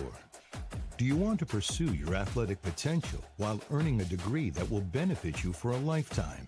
Do you want to play at the highest level in your sport? Do you want to be a champion? That's what the 12 proud members of the Mountain East Conference are advancing toward every day, providing opportunities and pursuing excellence. The Mountain East Conference. Concord comes down the field and ties up the game. I mentioned it in the middle of that drive, but this Concord team is so good at the end-of-half situation. Another touchdown for them within the last 2 minutes of a series. And the Hilltoppers, though, still have a chance as the little pooch kick down the middle kicks down. It's going to be caught as the Hilltoppers going to cross the 30, closer to the 34-yard line. And they'll have 48 seconds to work here with 2 timeouts. See how aggressive Coach Wiley wants to be.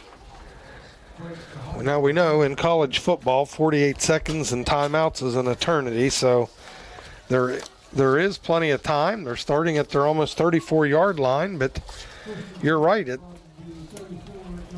Do you ride the momentum and say, hey, it's 21, let's go in at the half, or do you try to carve this out? They got a pretty tight set here.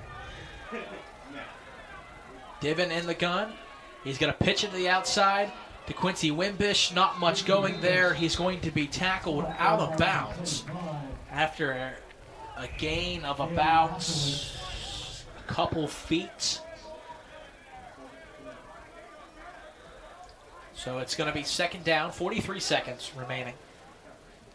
Second and 10.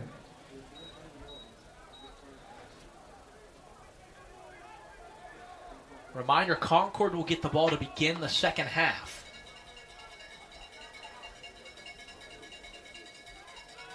Divin in the gun. Takes a snap, will drop back the pass. Pressure's there. He's going to fire down the field. It looked like 2 receivers in the same area. It's incomplete. It's going to bring up 3rd and 10.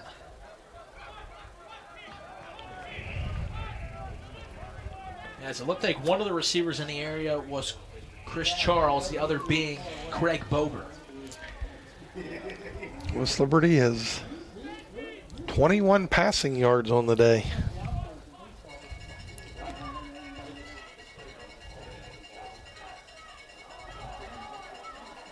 Divin tries the hard count, will back out. 10 seconds on the play clock.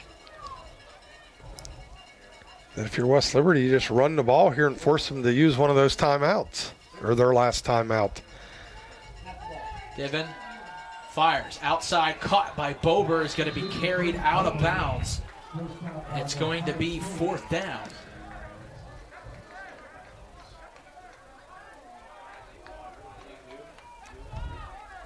See, that was my fear there.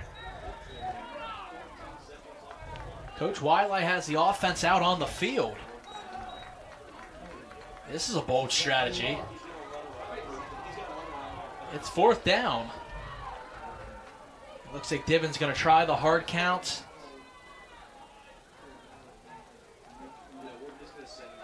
$10 on the play clock. And that's all it's going to be, is Jamie Divin trying the hard count. Coach, we gave each other a look there saying, I mean, we're all about being aggressive, but 34 seconds on your own 39-yard line. I could think of other decisions I would make. Yeah, and the problem here, 34 seconds, and Concord does have a timeout left with a hot quarterback. You know, Mangle's already thrown for 227 yards in this half. And was denied opportunities for more because they fumbled on pretty much 3 consecutive plays. So Curry will come out to boot this one away for the Hilltoppers. And I agree with you. I imagine Concord is going to try to work it down the field. I mean, almost all of their yards are from passing. 227 with through the air and only 25 on the ground. And you're punting into the wind. That's the problem. A good sign, though, for Concord is Max Simmons is back into the game. Took that big hit on their last series. Curry punts this one away. Simmons will camp underneath of it, and he'll just go up a couple yards. So 27 seconds and a timeout. How about a great chance for a Sean Stevens pick 6 here? Started the season with 7 interceptions in those first 3 games. Now teams are starting to become the wiser.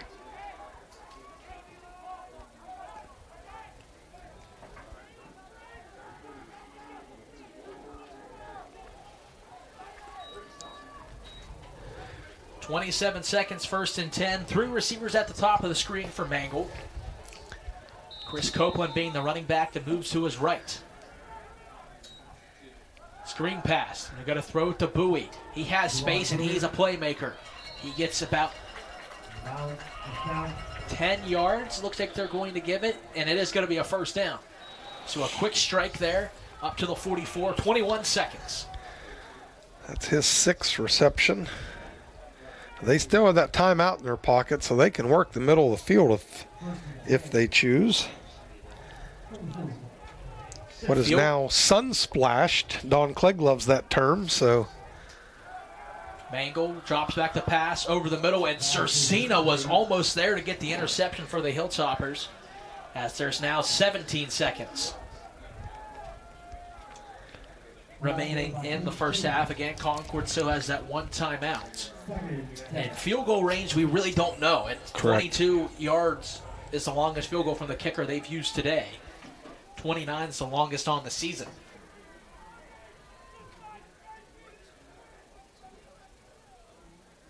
On 2nd and 10, Mangle drops back the pass. Pump and go down the field trying to find Bowie. It's tipped up. It's incomplete.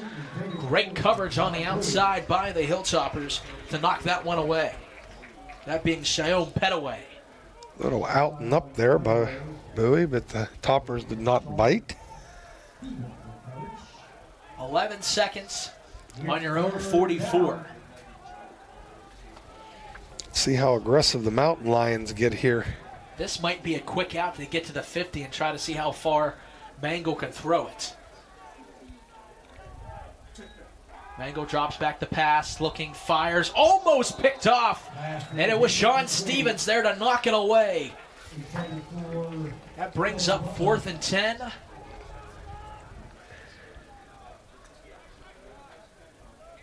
Mangle will stay on the field.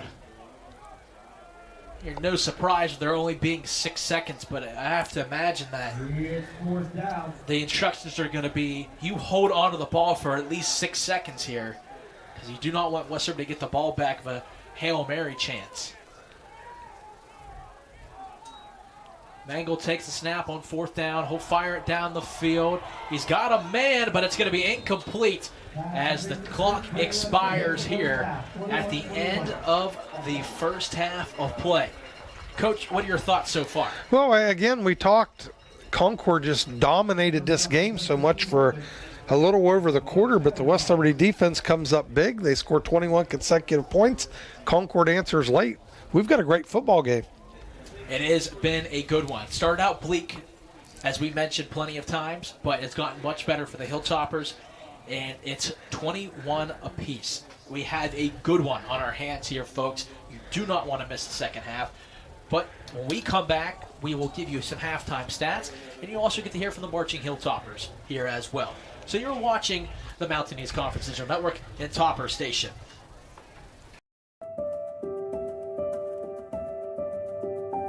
Hello, I'm Levi Phillips, a senior medical laboratory science student at West Liberty University, and I'm going to show you what it's like to go on a clinical rotation at WVU Medicine, Wheeling Hospital.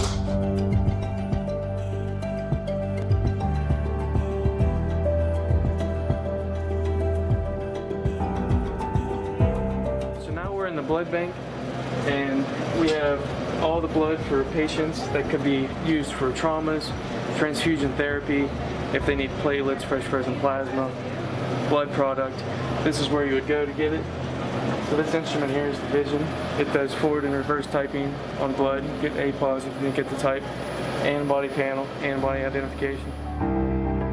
So next we're going to head over to chemistry, where we process most of the samples. We receive our samples right here, and they get all sorted out.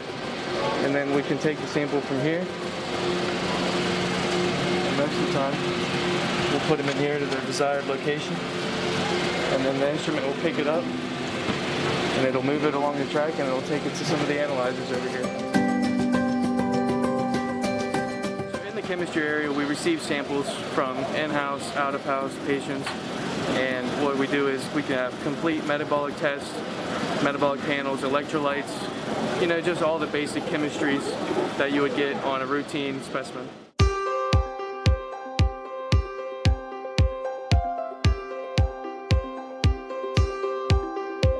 Next, we're going to move over to hematology.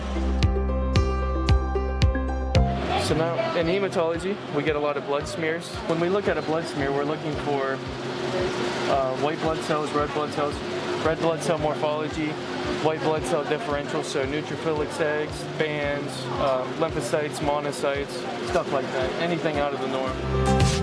Now we're going to go across the hallway and visit microbiology. So here we have some auger plates. This is blood auger. We grow into a culture. We could take a urine sample and streak this, and then we'll do diagnostic tests on it, and we'll find out what bacteria is growing in that sample. That's a gram-negative rod, probably Klebsiella pneumo. This is the walk-in incubator, and it stays at 37 degrees Celsius, other known as body temperature, because that's what a lot of microorganisms grow at, is body temperature.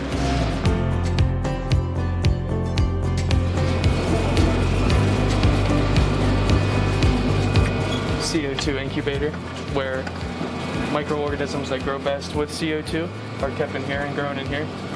This is where the blood cultures are kept, all sequentially.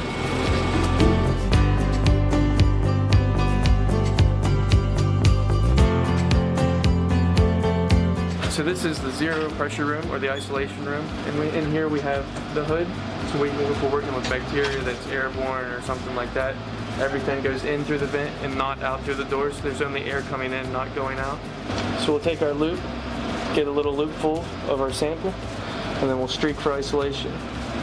We streak for isolation so we can get isolated colonies. We can pull them off there, and we can it'll help us identify that bacteria. Thank you for checking out the Medical Laboratory Science program. For more information, go to westliberty.edu/MLS.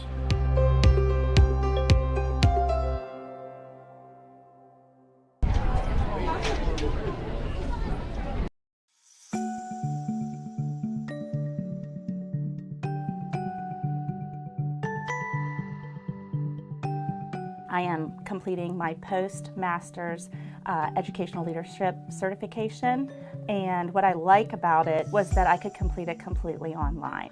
My classes each week are very structured, so I don't fall behind, yet it is flexible because I can kind of work on my own pace and I can adapt to my schedule. Even though it is online, it's set up so that you can develop personal relationships with your classmates and with the faculty.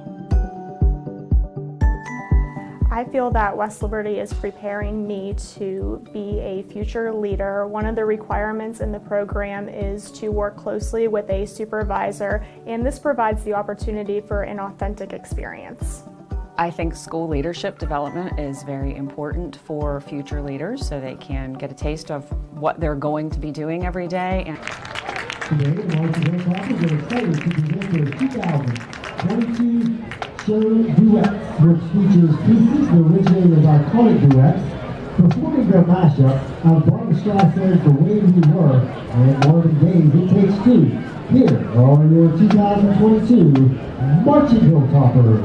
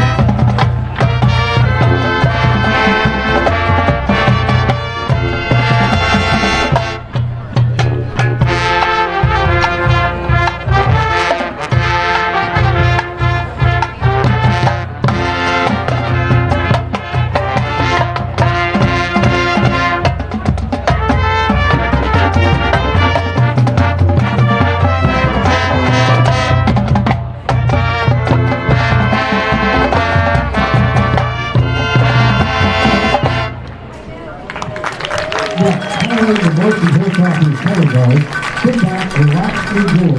Elton John and PTV, Don't Go Breaking My Heart, and E-Dog Down the Road from The Wiz.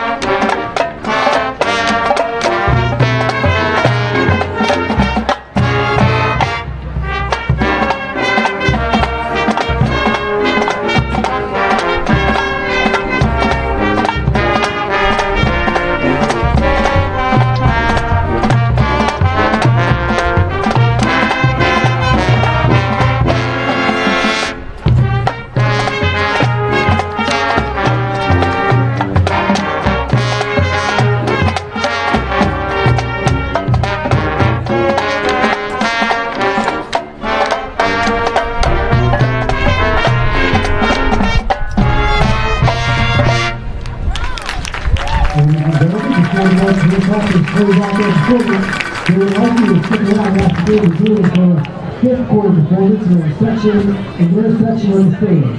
Now we invite you to stay and join us in the West Liberty University Fight Song.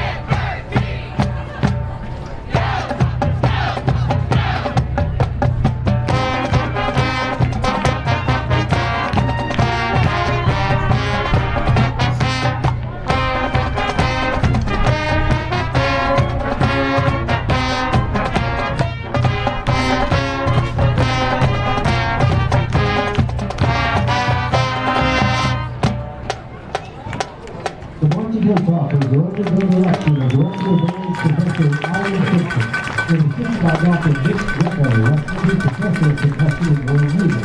Additional staff include color guard instructor Sir Tavian Harris, color guard choreographer Mr. Mark Martin, drill designer and music arranger Mr. Gary Bassett, and assistant to the director Dr.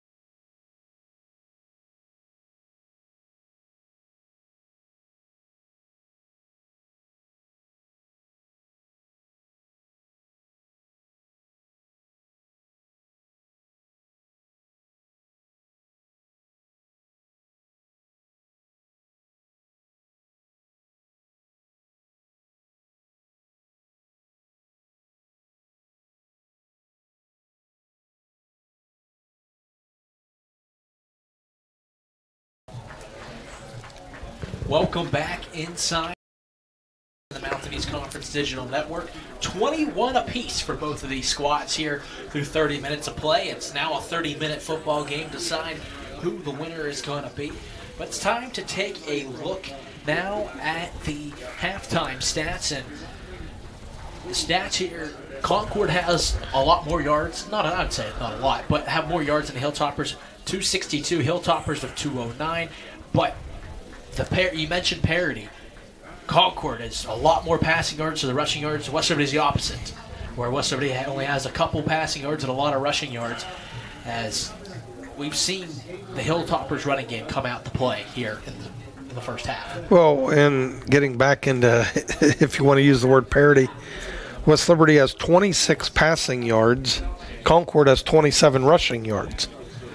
So, again, it's just Concord's got it done in the air. West Liberty's got it done on the ground. But you talk about contrast, also the tale of two quarters. Concord dominated the first. West Liberty dominated the second. And a big thing for West Liberty there as well.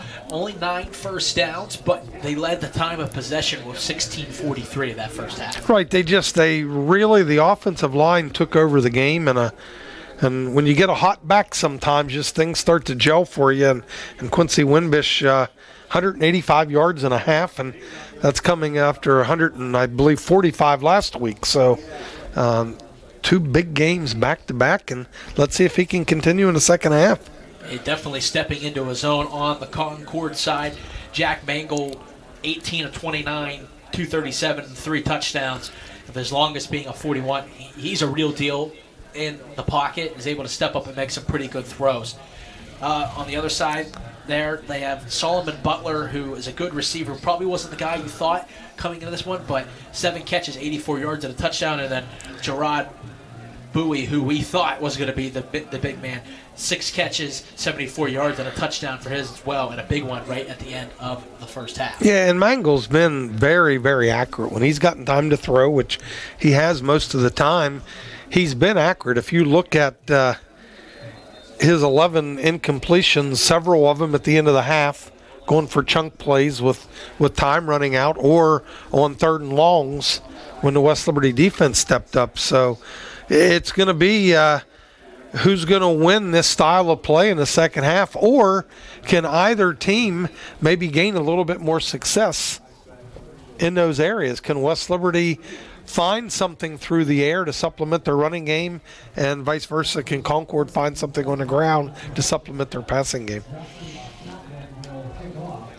As the second half is ready to be underway here, as Concord will get the ball to begin the half, as Justin Kaplan will boot it down the field for the Hilltoppers.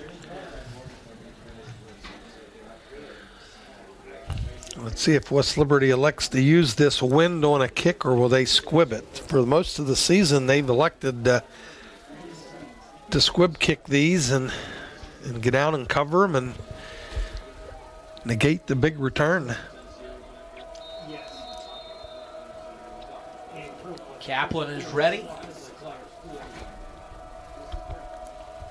And the second half is underway. A sideways kick, and this one will be a touchback, as that one had seeing eyes and knocks over the pylon, which is considered a part of the end zone.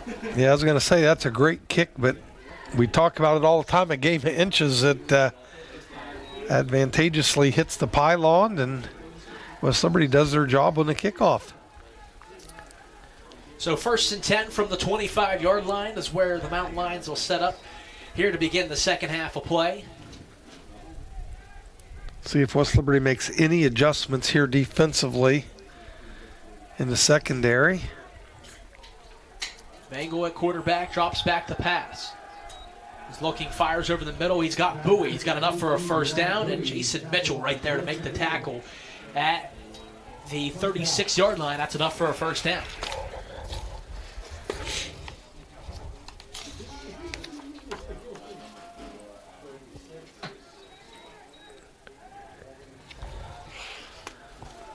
Wilkins being the running back to the left of Mangle. He gets the carry here up the middle, has some space, spins out of a tackle across the 40-yard line to be down at around the 42. Another big gain on first down. I think the back was a little confused there. He's calling for a first down.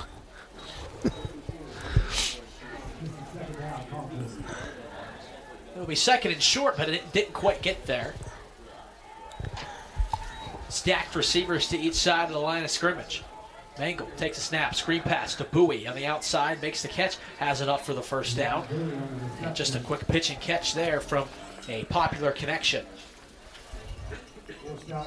Bowie's up to 8 receptions on the day, and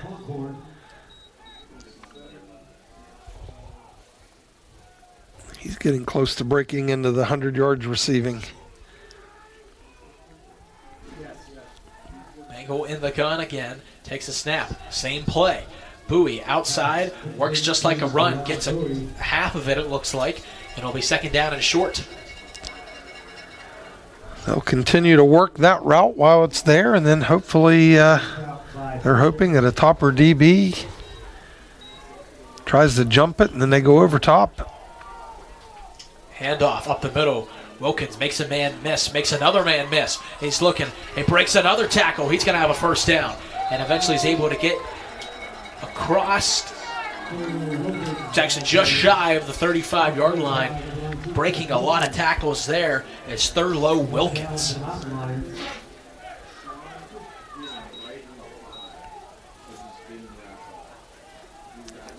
So a solid drive so far for Concord to begin the second half. Mangle in the gun. Play action pass. He's looking down the field, dumps it off short. He's got a man that's got a lot of space inside of the 20-yard line. Another simple pitch and catch. Penalty flag and an offensive lineman with a helmet off. They might tack some more on to this as well. On the previous catch was Caden Chambers.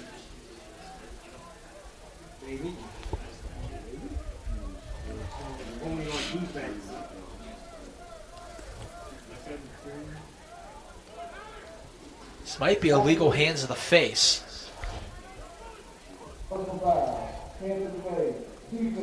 91. After this is going to first down. Number 66, sustained game. So that's going to make this first and goal.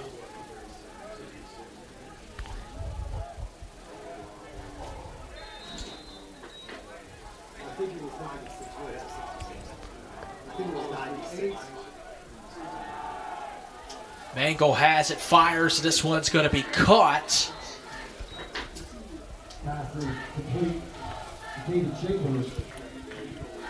Chambers makes the catch.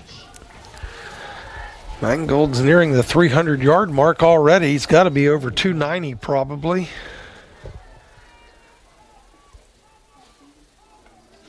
Second down and goal upcoming.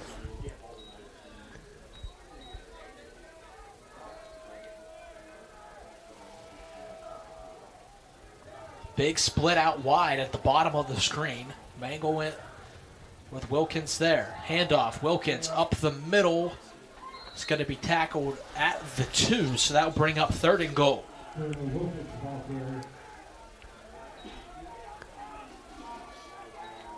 It's third down.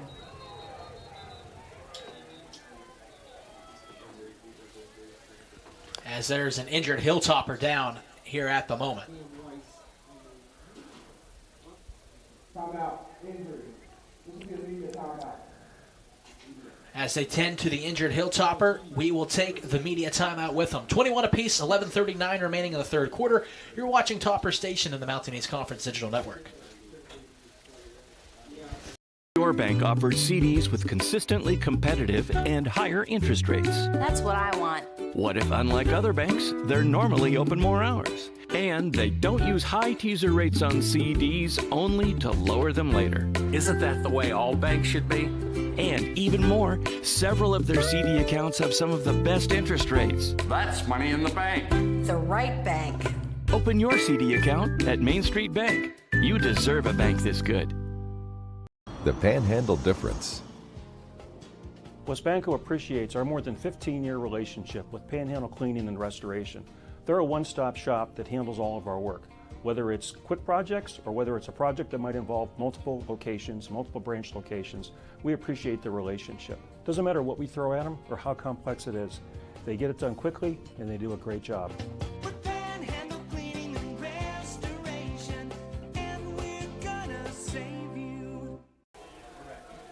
Third and goal upcoming after the injured Hilltopper comes off the field.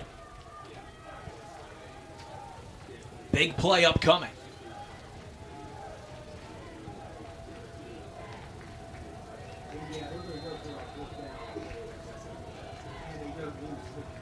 Mango in the gun. He takes a snap, rolls out to the right, fires, end zone, Bowie, touchdown. What whistles blow beforehand. Offensive pass interference. Looks like it's going to be the call. I was going to say, that looked pretty easy.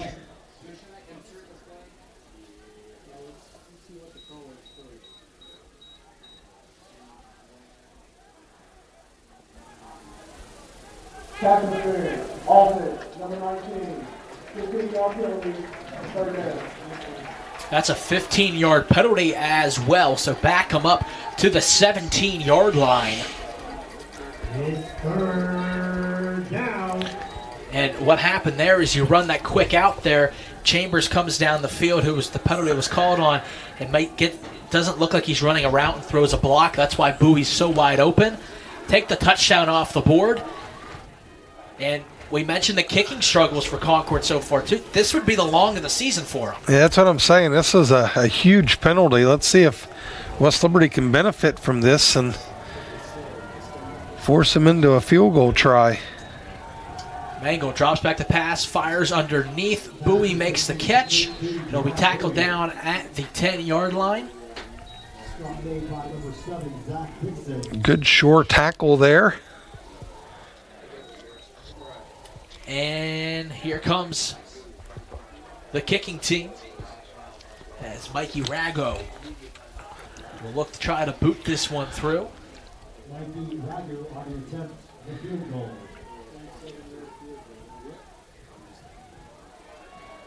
The short field goal here. Rago kicks this one up, and it is good.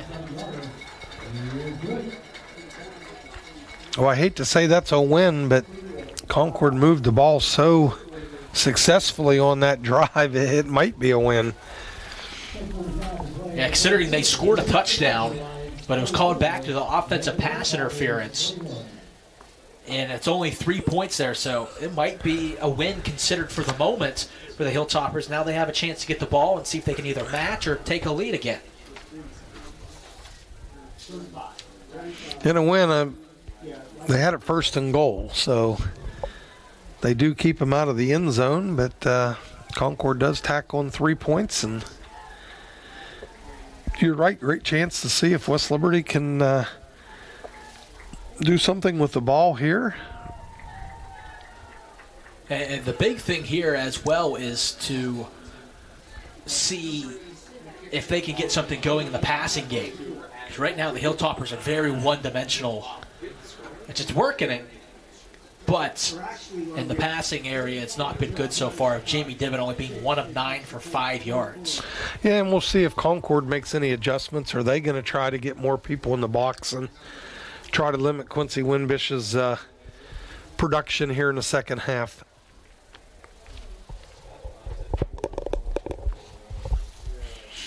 So Concord will come out to kick this one away. And we're going to kick off. As booting it away, as more Ilderton.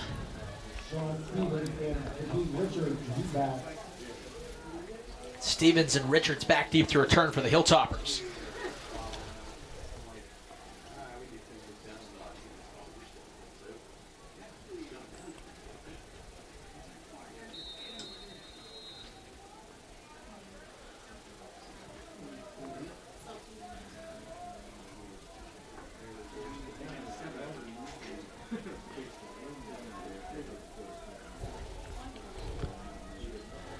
Ilderton now steps up and boots this one away, and it looks like Sean Stevens will catch it. And he catches it at his own 5, Runs it to the left side. Stevens looking to go. Penalty flag is thrown. Another one's thrown. Stevens has some room. Gets past the kicker.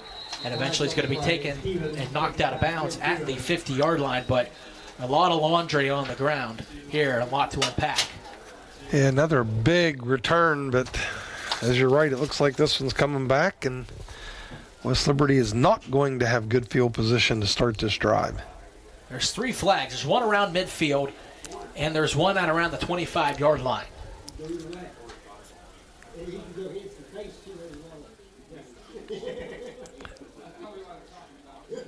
At this point, I'd be happy for offsetting and kick again and give Stevens a chance. He's had 3 kick returns, all very similar, all to the same side. And he's popped 2 of them. Waiting for the explanation from Stephen Robinson, the referee.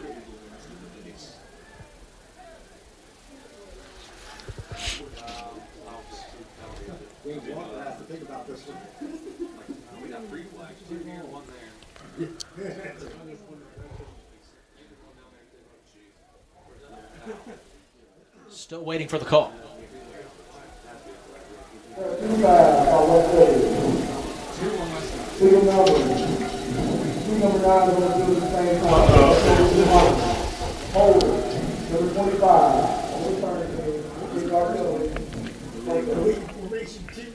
So both the fouls are against the Hilltoppers there. One of them a mental error, one of them a physical error. The physical one is the one that's going to be accepted with it being holding, but the Hilltoppers had 2 number 9s on the field. It's the second time this season I've seen that called. A previous game, I believe it was on the opponent. It's the problem in college football. You have a lot of players on the team, like some double numbers.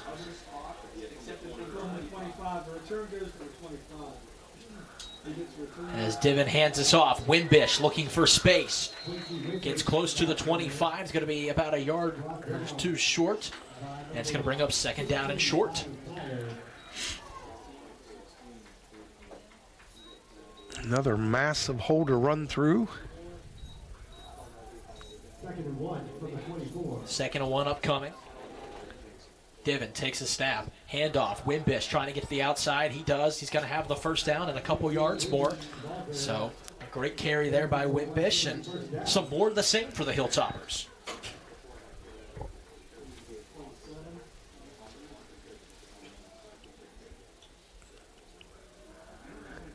First and 10 for the Hilltoppers at the 27. Divin looks to make a call and goes to the line. Technically, it would be illegal participation. Another handoff. Wimbish up the middle, barrels his way up to the 35-yard line. Wimbish goes over the 200-yard mark rushing with 9:21 left in the 3rd quarter. That was something the Hilltoppers were looking so far this season to need, a big game from Quincy Wimbish, and they're certainly getting one here this afternoon and early and often here in the 2nd half.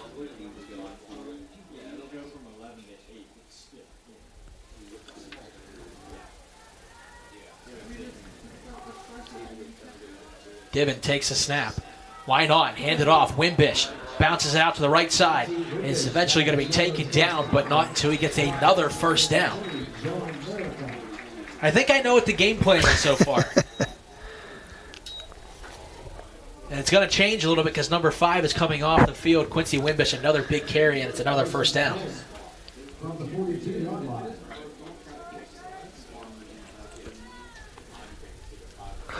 Barmer now in at running back as Divin is in the pistol.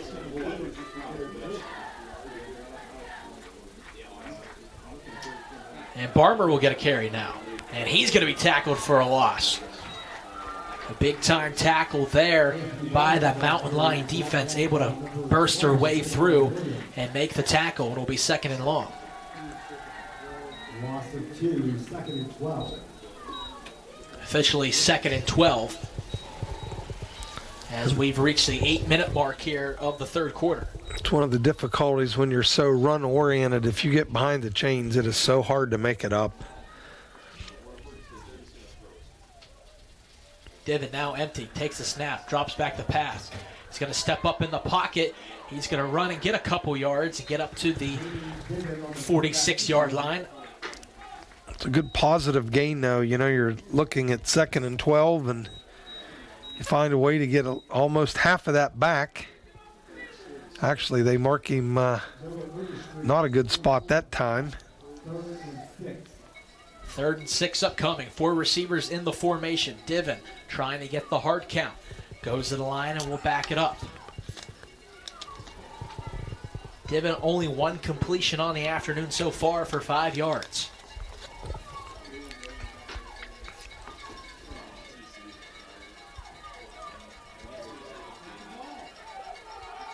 Divin gets the snap off. No, he doesn't. It's going to be delay of game. And that's a killer.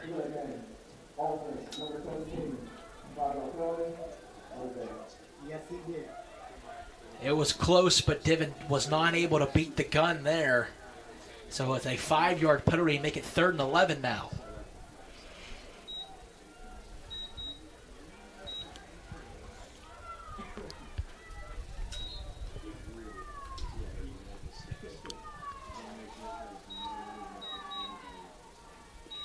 Hilltoppers need to get to the 48 of Concord. Divin takes a snap, is looking, it's screen pass as TJ Griffin makes the catch, but falls down to make it. That's going to bring up 4th down. Again, when you're so run-oriented, when you have the little mistakes, whether it's a loss on a down or you have to take the penalty even of the 5-yard variety, just really, really handcuffing yourself. Curry on to punt this one away.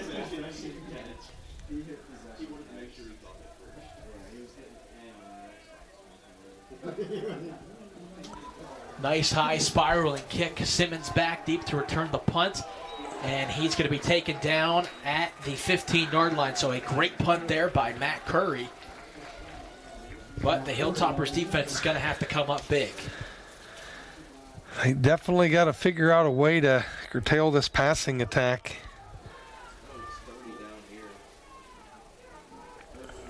You can't even use the word Concord methodically has driven the ball the last 2 series because it's been a step above methodically. They've just pretty much gone where they wanted to. So let's see if West Liberty can get back here and return to the defense we saw for the majority of that 2nd quarter.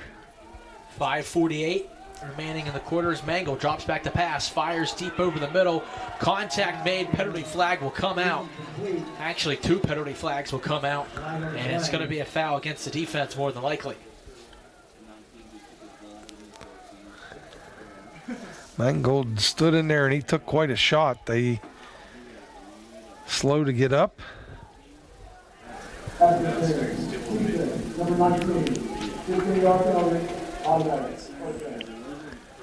So it's a 15-yard penalty against the Hilltoppers. That puts the ball at the 30. It'll be 1st and 10.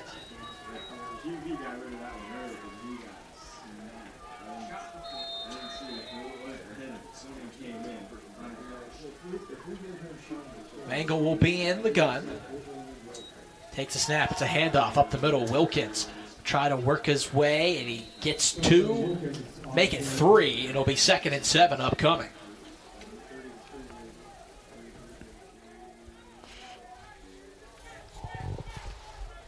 See if Concord elects to go back to Bowie again. 2nd and 7 from the 33. 10 catches already on the day, 122 yards and a TD.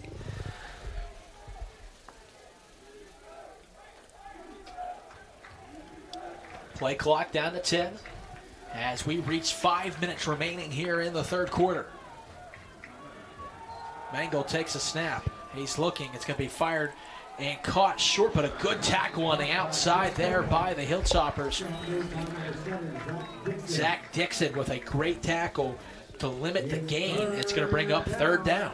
That is a great tackle. That's the kind of tackles that potentially win you a football game, because if he shakes out of that, and Dixon had him by one hand, he probably runs and moves the chain again. So instead of a first down, it's 3rd and long here, and West Liberty has a chance to get off the field. Mangle takes a snap, is looking, steps up, fires off his back foot. It's incomplete. Great defense on the back end by Cheyenne Petaway. That's what I'm talking about. There's plays in a game that don't really show up on a stat sheet. You know, he gets credit for a tackle. You look at a stat sheet and, you know, what's the big deal? But it is a big deal. It forced the 3rd and long. West Liberty gets off the field and has a chance to tie or take a lead in this game. The intended receiver on that last play was Kyle Cook.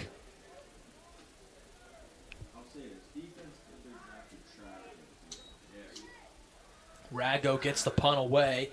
Short line drive kick. Jason Mitchell will play it off the hop, and he takes a big walloping hit at the 40. And that's where the Hilltoppers will get the set-up shot here after getting another big defensive stop.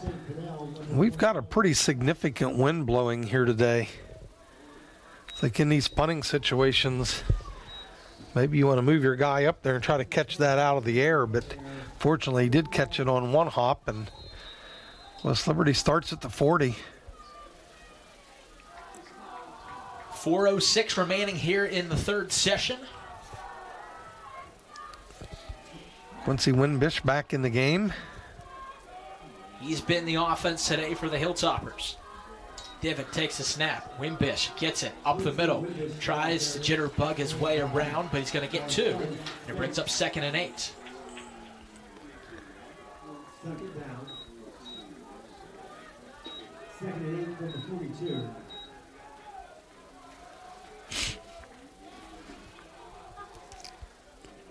Clock continuing to move. 3 receivers in the formation and a tight end.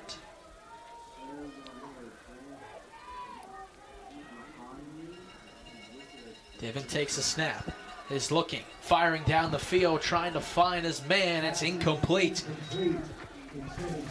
He's looking, Rashawn Harvey, but it's incomplete, and it brings up 3rd and 8.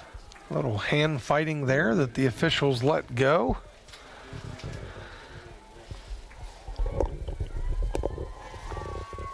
So another big 3rd and long upcoming for the Hilltoppers. 1 of 8 on 3rd down today.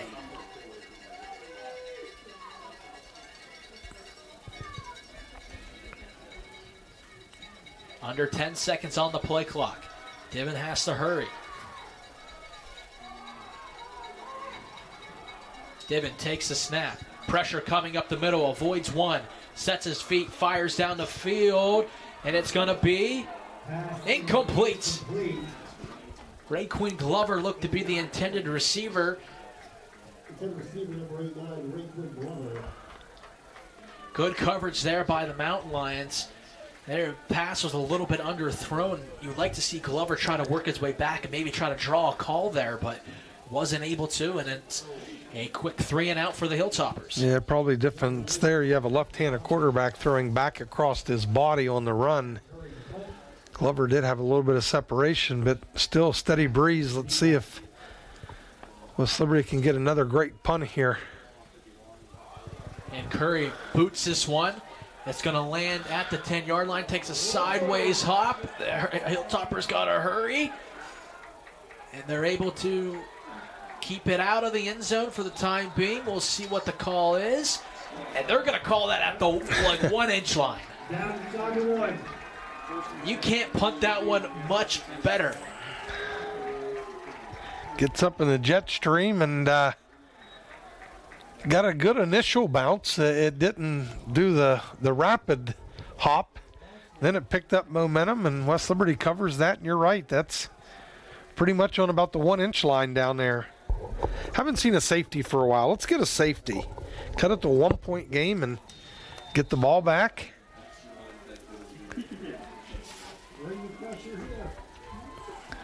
Mangle will start in the shotgun. Takes a snap, will look to fire, and he finds Bowie, who's able to make a catch and break a tackle. Almost stays on his feet, and he's going to be tackled down at the 22-yard line. Simple pitch and catch to give the breathing room for the Mountain Lions. West Liberty just does not have an answer for him.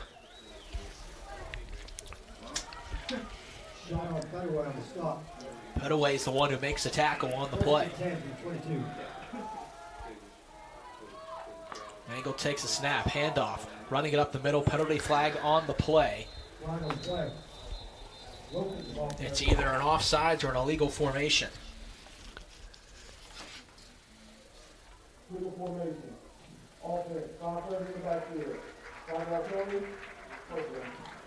And it's an illegal formation, so back him up 5 yards, negate the run, and it will be second down.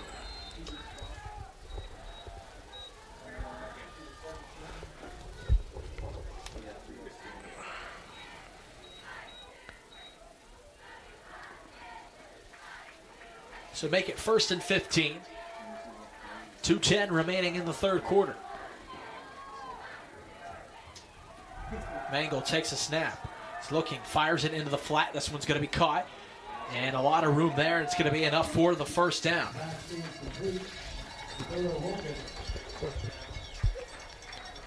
To Thurlow Wilkins, the running back, is able to make the catch.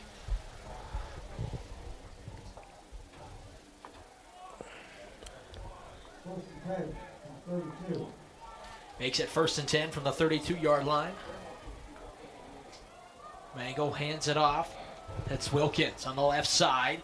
Battles his way up to the just shy of the 40-yard line. It brings up second down and short.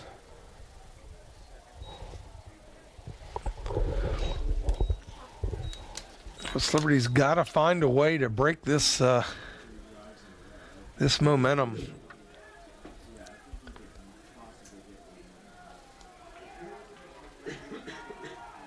Mangle takes a snap, quick pass to the outside, caught. It's going to be enough for a first down by Solomon Butler. He has another catch on the day.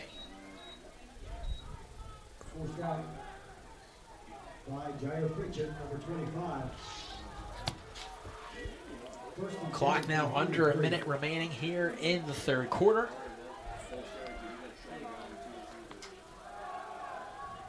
And a good tackle here as on the carry was Wilkins, and Jason Mitchell goes down again. I've seen him a couple times here on the sideline getting his leg worked on, and he goes down here again.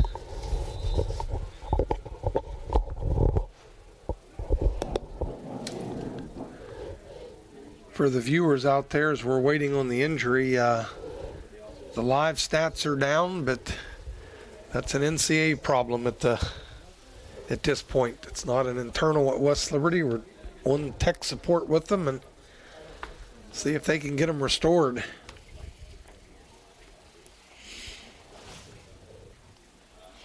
Mitchell's being helped up.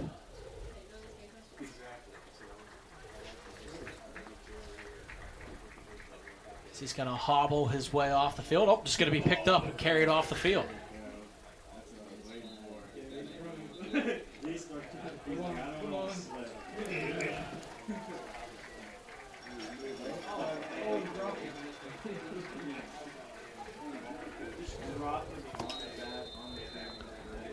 Clock will run. We'll see if Concord does not have to run another play.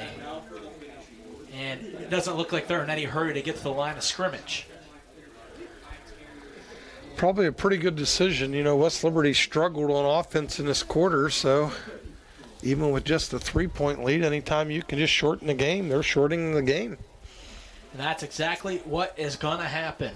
We've played 3 quarters here at West Family Stadium, and Concord has the 24-21 lead. We'll have the fourth quarter actions coming up here next on Topper Station and the Mountain East Conference Digital Network.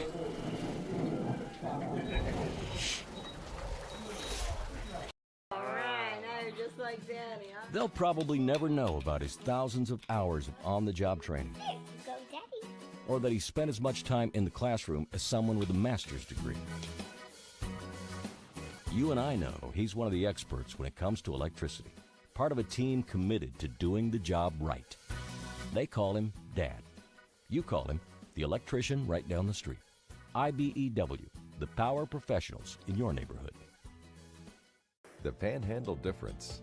I immediately called Panhandle Cleaning and Restoration to see if they could clean and restore my home. Not only did they do that, but they even made it more beautiful than it was before the fire. If everyone ever has a tragedy like ours, I highly recommend you call Panhandle Cleaning and Restoration.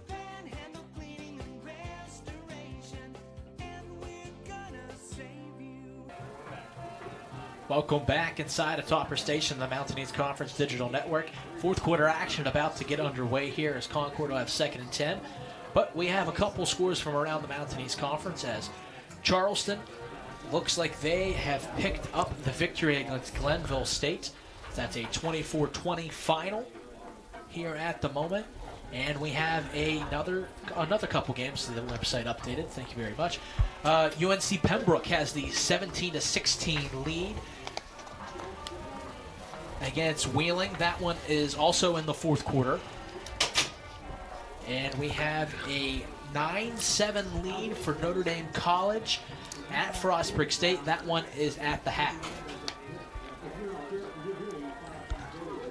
That is what we have so far.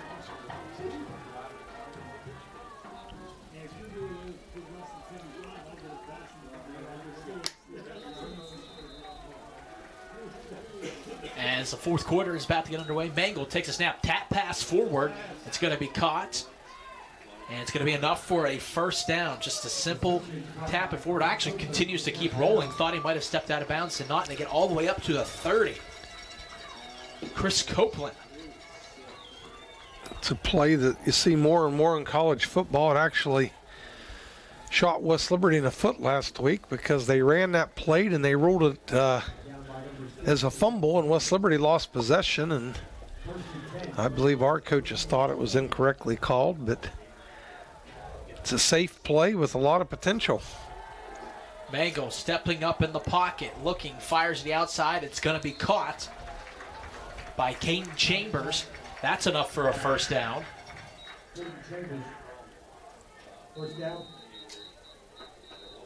Injured Hilltopper down on the field.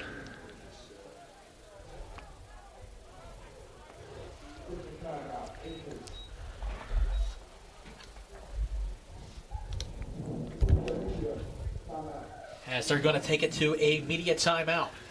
45 seconds been played here in the fourth quarter. Concord has a 24-21 lead. You're watching Topper Station in the Mountain East Conference Digital Network.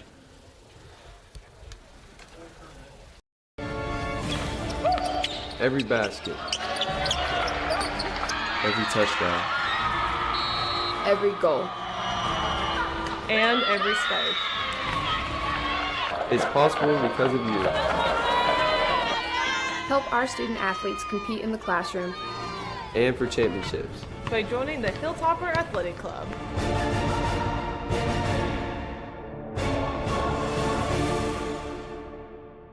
The Panhandle difference. We were very fortunate to have worked with Panhandle Cleaning and Restoration. The team that we worked with was extremely professional. They were flexible and very receptive to our needs during that difficult time. And it gave us the opportunity to open very quickly and get our casino up and running for our customers.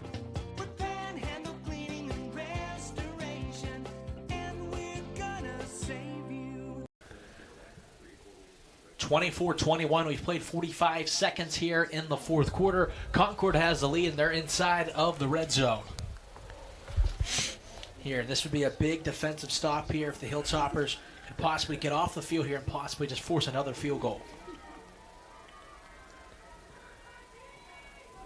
Liberty's just had no answer to the Concord passing attack here.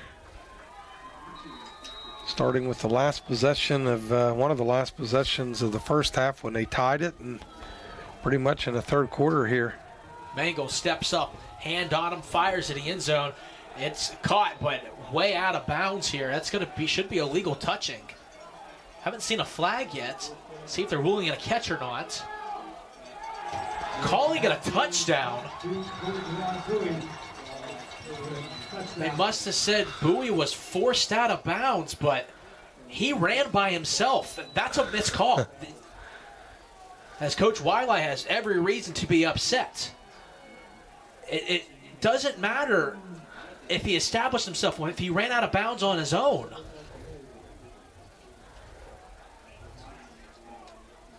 It's going to be a touchdown. That's a terribly officiated call. There's no other way to say it. Bowie gets a free touchdown. PAT is up, and it is good. Yeah, I couldn't see it. I'm at a bad angle here, and if that's the truth, that's unfortunate. And they're going to take it to a media timeout. It's a 10-point game, 31-21, as we'll try to figure this one out during the break. 14:03 remaining in the fourth quarter. You're watching Topper Station, the Mountain East Conference Digital Network. Undo's Catering, family owned since 1953. With 4 newly remodeled catering facilities throughout the Ohio Valley, Undo's can accommodate banquets from 25 to 700 guests. Undo's caters weddings, picnics, corporate events, holiday events, and job site drop-offs for the construction and oil and gas industry. Call 304-233-5566 today. Pride is our main ingredient. Undo's. BSB tip of the day. Your bank should have a good rewards program. Casasa Tunes gives you rewards for iTunes, Google Play, and Amazon, depending on how you use your checking account. That's Casasa Tunes at Belmont Savings Bank.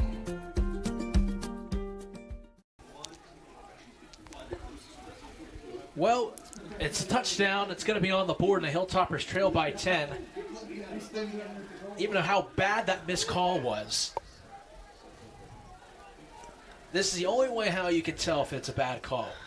When the coaches are giving the referees an earful that probably should be a penalty and they don't call it, that means they know they missed it. Yeah, that's about as animated as I've ever seen our coaching staff with officials in a long time.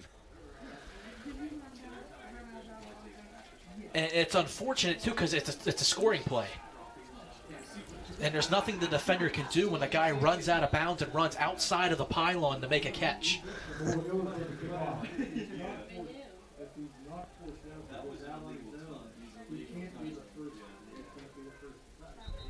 Ball falls off the tee here before the kickoff. I'm still in complete utter shock that not one but 2 referees said, yeah, that looked good. Yeah, they were even arguing back, it looked like, pretty definitively that they thought they got it right. But I'll wait until Monday morning when we see it. His kick is booted away. Stevens will make the catch and will look to set up the return. Cross the 30 up to the 35. That's where the Hilltoppers will start. Maybe this put the jolt into the Hilltoppers here in the fourth quarter. They trail by 10 now. Looks like Rudy Garcia is going to enter the game again at quarterback. The offense had been good under Divin, but him only being able to complete 1 pass in a game where you're down by 10, you can't exactly run the ball every play. As Garcia will be in the gun, Wimbish to his left. Garcia takes the snap. It's going to be a reverse. Rashawn Harvey cuts it up the middle, and that goes absolutely nowhere. It's going to be a loss of 1 for the Hilltoppers. Rashawn Harvey on the carry.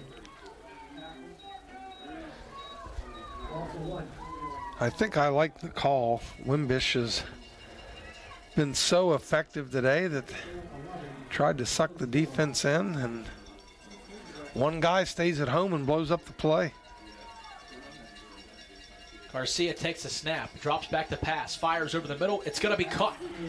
It's going to be close to a first down, and they'll give him the first down. Bober on the catch.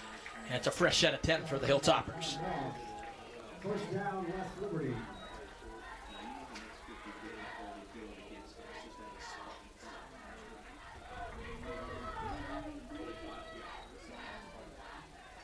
Garcia Goes to the line, makes a call. Takes a snap, handoff up the middle. Wimbish fumbles the football. It's going to be picked up.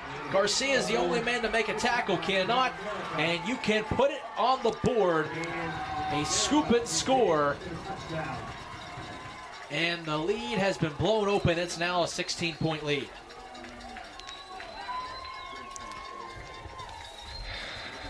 Go back to the keys to the game, and the first interception didn't kill us, but that one may have. Turnovers.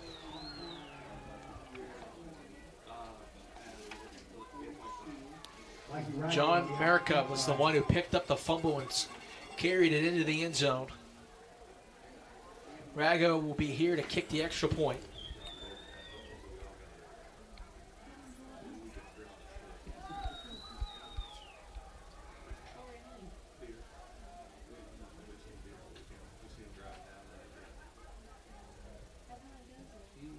PAT is up, and it is good.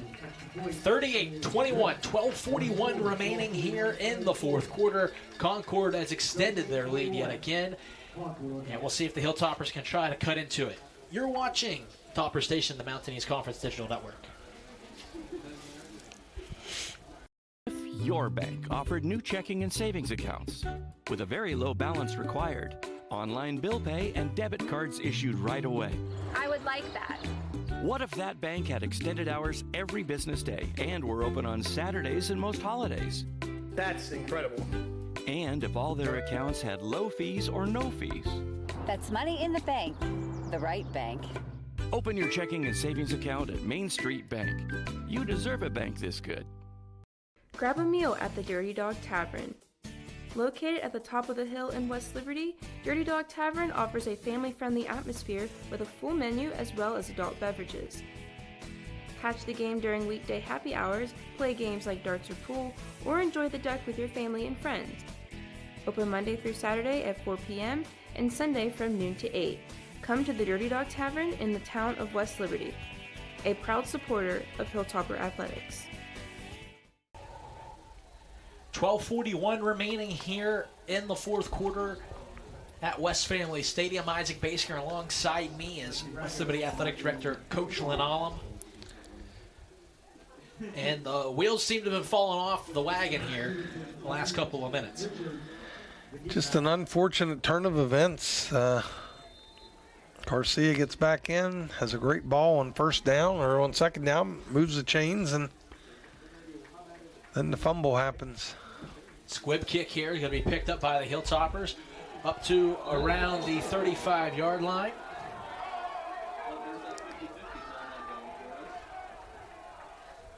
That's where the Hilltoppers will set up shop after the big hit there at the end of the play. I believe he was still in bounds, so. Vaughn Williams, the one with the hit.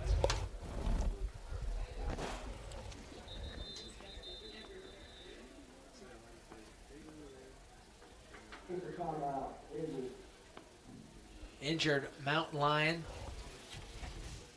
down on the field.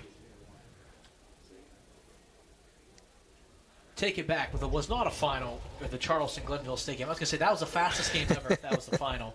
This didn't reset the live stats yet. 27-all with 10 minutes to go there in Charleston. UNC Pembroke still has their 1-point lead over Wheeling. And Frostburg State has now moved in front of Notre Dame College 10-9. And we have another score, too, at the end of 3 quarters of play. West Virginia Wesleyan looking for their first win of the season, leads 21-17 at West Virginia State.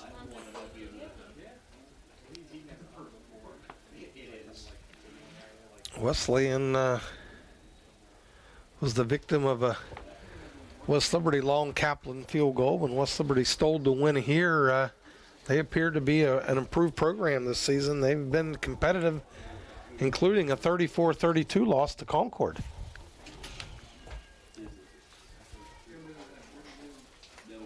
So it looked like both the offenses are ready to come back out, or West Liberty's offense, excuse me.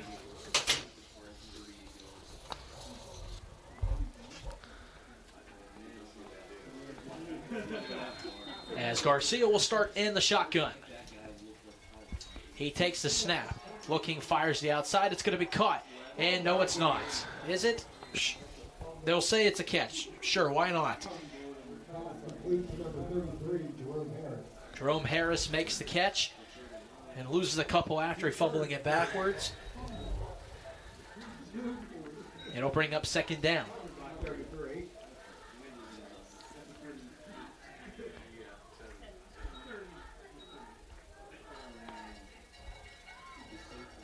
Garcia takes the snap, pressure coming up the middle, gets rid of it quick. Harris makes the catch on this one, falls forward, bring up third down and short. That was a heck of a catch there. Garcia put some heat on that ball. Hilltoppers hurry to the line. 3rd and 2 upcoming.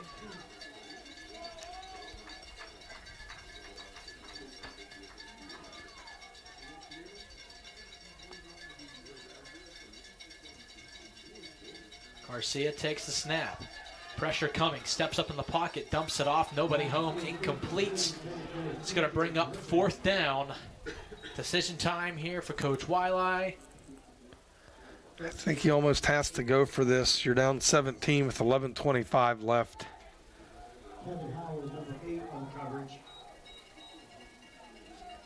And that's exactly what the Hilltoppers will do. 4th and 2, need to get to the 45. Garcia takes a snap, steps up in the pocket, it's going to try to run forward. He has the first down and will fall forward down at the 50. That will be enough for the first down. It'll be 1st and 10 from the 50. He was effective with his legs last week.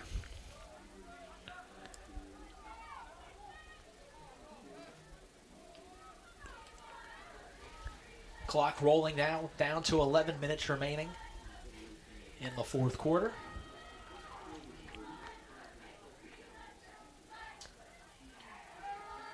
Pass at the outside. This one's going to be caught by TJ Griffin. Regains his feet. Gets a solid gain of 7 yards. And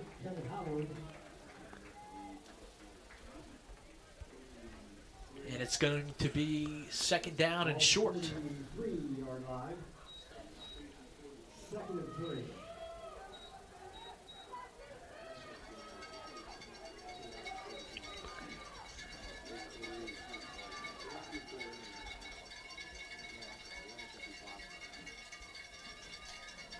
Garcia takes the snap, fires, pitch and catch. It's going to be enough for a first down. This one will be Chris Charles. If West Liberty can just get in tempo here, pick the tempo up and find the end zone here. Still a lot of football left to be played. Definitely makes the game a little bit more interesting. Bunch receivers at the bottom of the screen.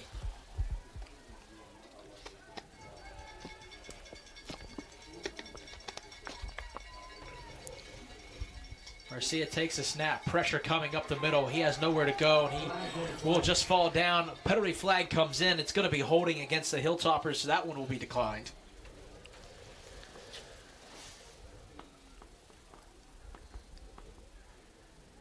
The penalty flag is being discussed.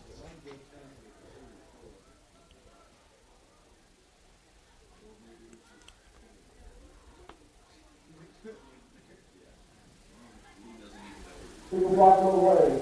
Offense, number 1. 15-yard penalty. So it's going to be an illegal chop block. It's going to be a 15-yard penalty.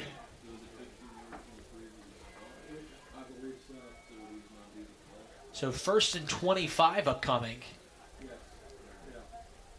Surprised it didn't decline that. Yeah, why would I'm questioning. The sack was probably only 4 yards less than you get it down.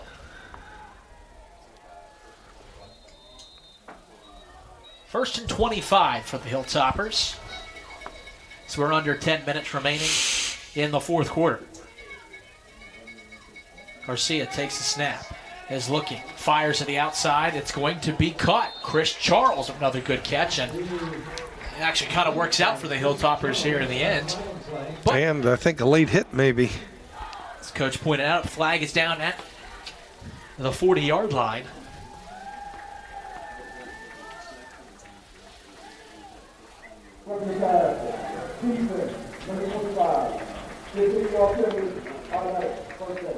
Well, it really worked out for the Hilltoppers then, as they pick up a nice game, and then it's going to be a tack on 15 yards after it. That's what I mean. They're already down on the 21-yard line, and there's still 9:25 left here. If you can just find the end zone here in the next minute or so, you still got a fighting chance.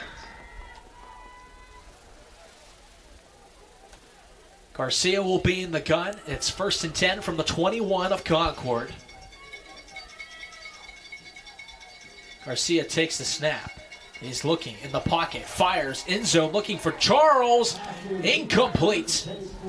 Chris Charles tried to battle his way back, wasn't able to make the catch.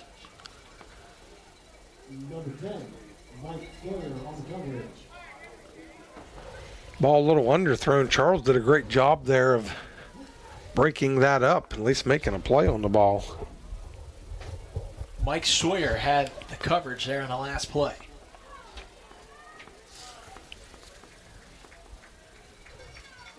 Second and 10, 8:59 remaining in the fourth.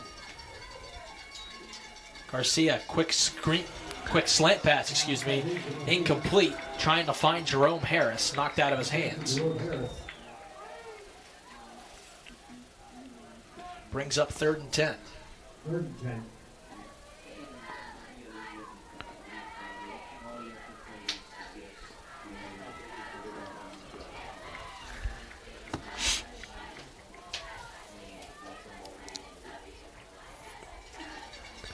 Play clock down to 15. You're down 3 scores, so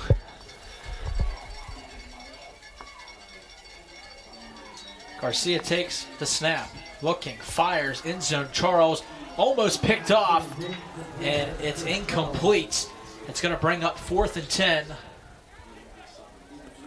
You need at least 2 touchdowns and a field goal at the moment. We'll see what they decide to go with. yeah, I'd be tempted to kick this field goal. And that's exactly what's going to happen as Justin Kaplan will come on. Justin Kaplan on to attempt the field goal. This will be a 39-yard field goal from here, from the right hash.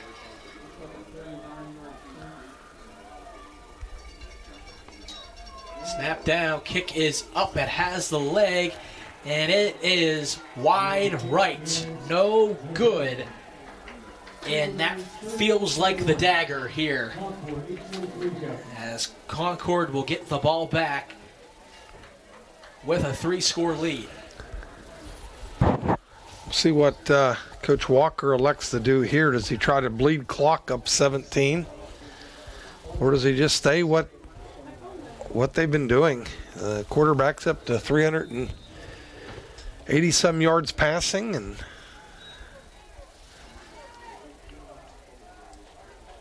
Wilkins is the back. He'll take the handoff, working his way, and eventually going to be tackled for a loss.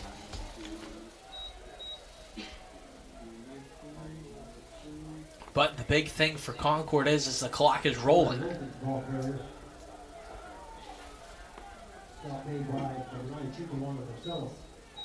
Loss of 2.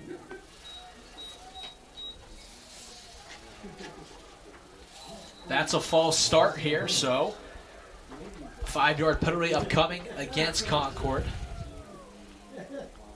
that was the falsest of false starts. They say if you're going to make a mistake, make it be 100%. Most of the time, you're not supposed to be 8 yards down the field before the ball is snapped. Yeah, you don't see wide receivers too often that far down the field. Actually, it's offsides. What's new with this game? Wow. I've never seen an offensive player to be enticed to go run 8 yards down the field because of a defensive player coming. But what do I know?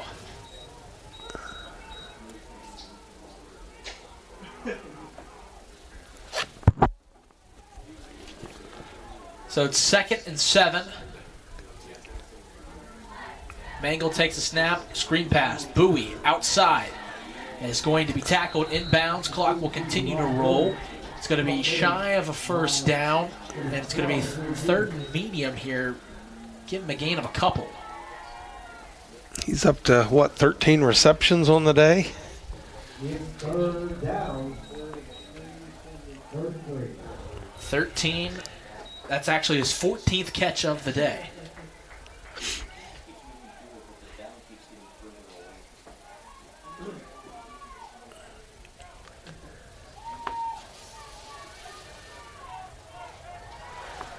Third and 3 upcoming.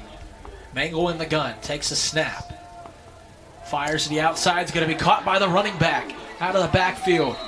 Making the grab there is young Warren, and that's going to be enough for a first down. Excuse me, that's number 6. That 6 and 5 look very similar on their roster. From a distance, it looks like a 5. Now that he's on the other side of the field. Of course, we always talk about numbers on jerseys these days. Hurst on the last play, excuse me. Quick pass the outside. Bowie makes another catch. Why not? He's going to be tackled for a loss, but make it catch number 15 on the day. 92. So the clock will continue to roll to 6.5 minutes remaining. Justin, do you have updates on the other games in the MEC? 27 apiece still between Glenville and Charleston. 17-16 still between Pembroke and Wheeling. That one at 5 minutes remaining in the fourth quarter. 17-9 Frostburg has lead as Mango hands it off up the middle. Wilkins barrels over a man to the 45-yard line. That will bring up third down and short. That will kill another 40 seconds off the clock as well. So 17-9 Frostburg has the lead against Notre Dame, and it's a 21-17 lead still for West Virginia Wesleyan. That one at the halfway point of the third quarter.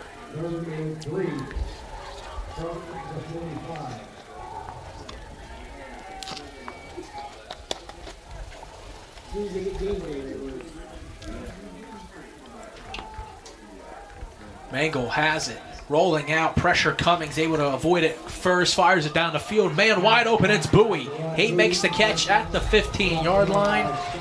Another first down. Catch number 16 on the day. First and 10 from the 16-yard line. So first and 10 from the 16 upcoming. Under 5 minutes remaining.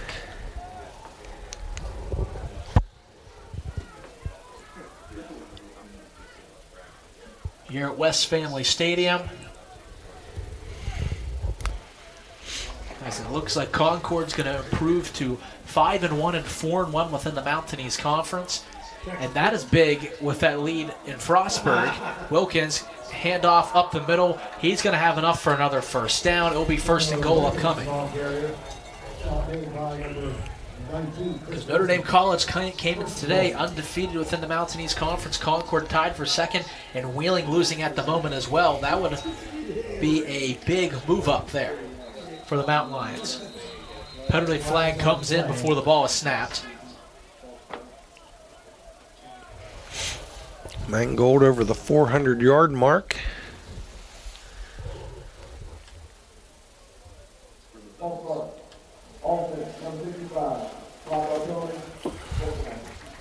False start against the offense here, so back them up. So it will be first and goal from the 8-yard line now.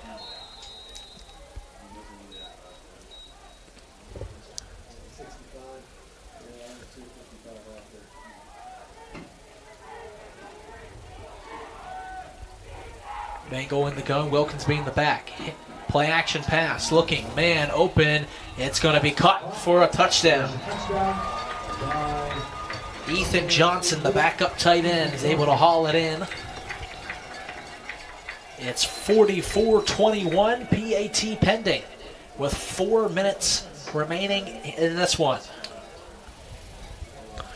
West Liberty just has not had an answer for the Concord passing attack today.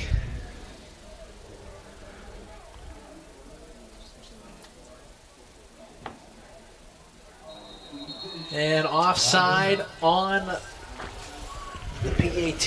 We'll move it a little bit closer and we'll kick it still. Offside contact. Defense number 7. Pass distance.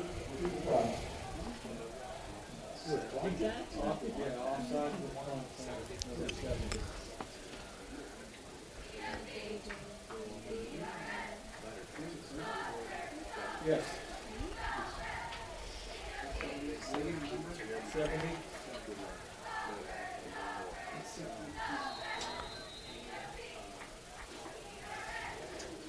Snap down, kick is up, and Rago's PAT is right down the middle. 45-21, 4 minutes remaining here at West Family Stadium.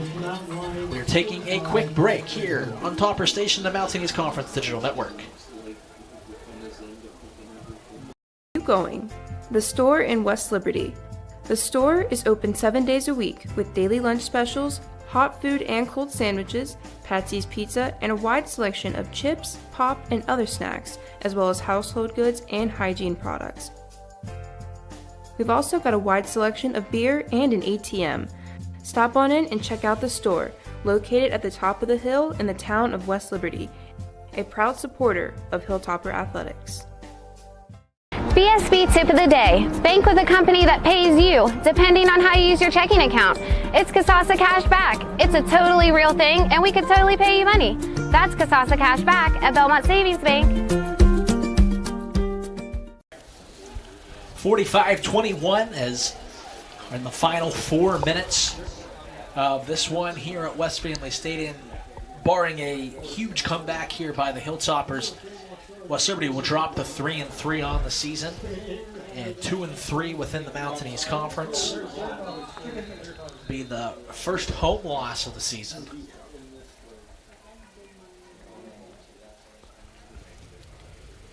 Kickoff, line drive, squib kick, going to be caught at the 18-yard line, running it forward. And eventually going to be taken down at the 27.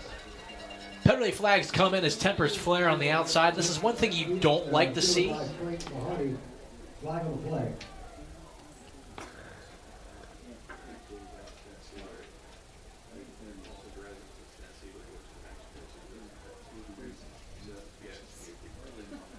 Active play. Personal foul. Kicking team number 11. 15-yard penalty.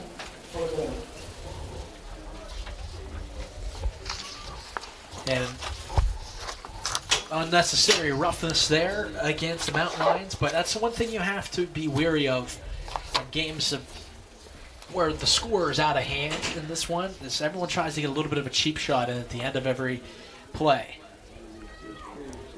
Yeah, you want to stay disciplined, regardless if you're up or down. It's a big part of the game. Garcia will start in the shotgun. He'll take the snap. Looking, pressure coming, avoids one man, and will take off and run. Will slide at the 45-yard line for a gain of a couple. If you're a stat nerd, you got a lot to talk about in this game. Quincy Wimbish, the Hilltoppers' star running back, 211 yards and 2 TDs. And for Concord, Mengel, 36 of 49, 444 yards and 5 touchdowns. And Garcia hits a man over the middle. It's going to be incomplete as it's dropped by Harvey. And brings up 3rd down. And most of the time, if you have a running back run for 215 yards, you ask how many you won by. Yep. Jared Bowie has been targeted 21 times, 16 balls, 186 yards, and 2 touchdowns. Concord's piled up 520 yards today. Garcia on 3rd down, fires to the outside. This one will be holding by Harvey. That's enough for a 1st down.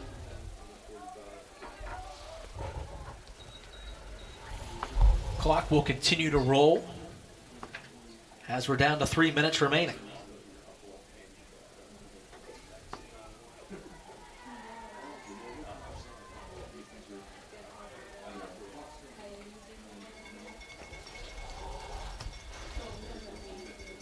Garcia takes the snap.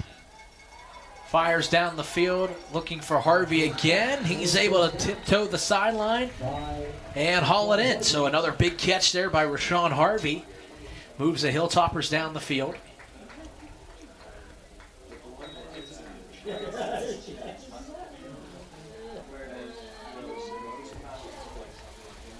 Hilltoppers will go with 3 receivers at the bottom, 1 at the top.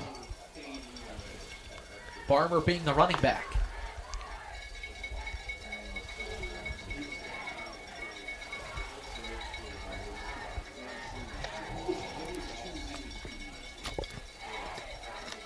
See, it takes a snap. He's looking, fires in the end zone. He's got a man. It's going to be hauled in. Touchdown, Hilltoppers. Perfectly thrown ball by Rudy Garcia. Titus Goldson hauls it in. Inches the Hilltoppers a little bit closer.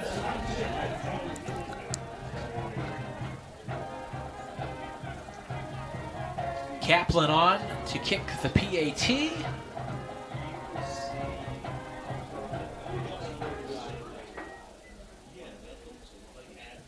And the kick is good. 2:04 remaining here at West Family Stadium. 45-28 Concord has the lead. We'll take a quick break here on Topper Station, the Mountain East Conference Digital Network.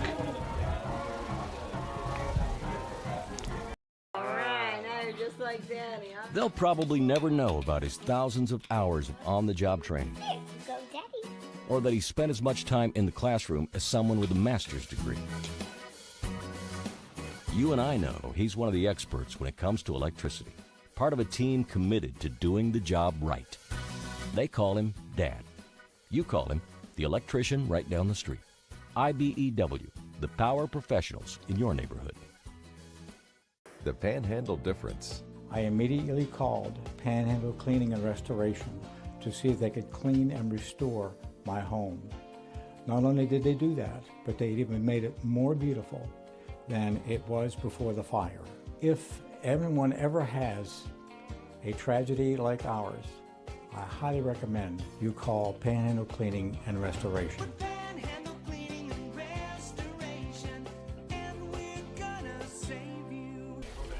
Onside kick time upcoming for the Hilltoppers. Trailing by a couple possessions. Kaplan kicks it, gets the bounce he wants. It's going to be caught by Copeland. He's going to try to run it back, but he's going to be swarmed by some Hilltoppers. And a little bit of some pushing and shoving on the far sideline.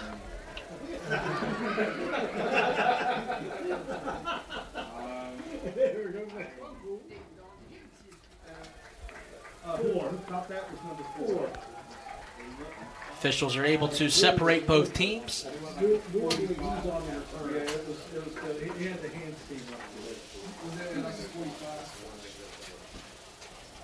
And why we have a second here, as it shouldn't take much here to run out the clock. Take a look at some of the scores around the Mountain East. We have a good one, Charleston, as Glenville and Charleston are tied 34 apiece with 3 minutes remaining. And Frostburg State has the 17-15 lead against 17-16 now, lead against Notre Dame College. West Virginia State has taken the lead as they lead 24-21. As a penalty against the Mountain Lions backs them up. And we have our first final score as UNC Pembroke makes the long trek up to Wheeling and is able to knock them off 17-16, and that score is final.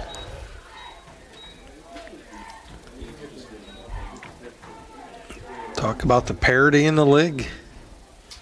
Backups are into the game. Handoff up the middle. Wilkins, who is not a backup, but gets a nice gain here. As the backup quarterback into the game, being Blaine Ferguson, the 6-foot, 180-pound junior.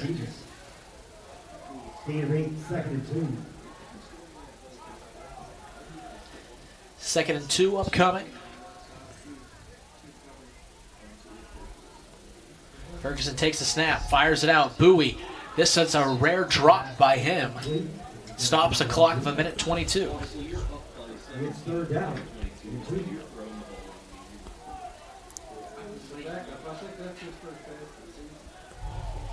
A little surprised they threw the ball there. You'd think they would. Of course, West Liberty is sitting on 3 timeouts if they would elect to take them, but. Yeah, that's a little bit of a head scratcher, that's for sure. Run the ball and game's over. 3rd and 2, first down will end the game. And I don't even say that about anything to do with running up a score or anything. Wilkins will pick up the first down. I think that's one of the most talked about, and it should be nothing than anything in sport. You know, that you're supposed to win the game and try hard all the time, but normally you just run the ball and try to get out without anything crazy happening.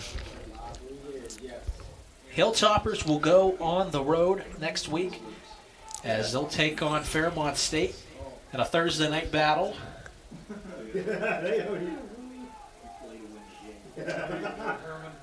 As it's a handoff to Copeland. He makes a cut and eventually it's going to fall down in bounds.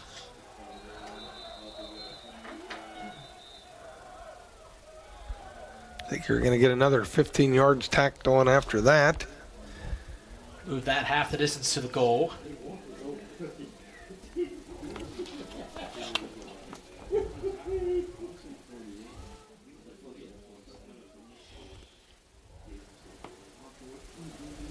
Personal foul. Late hit. Defense, number 7. Half move to the goal. Automatic. First down.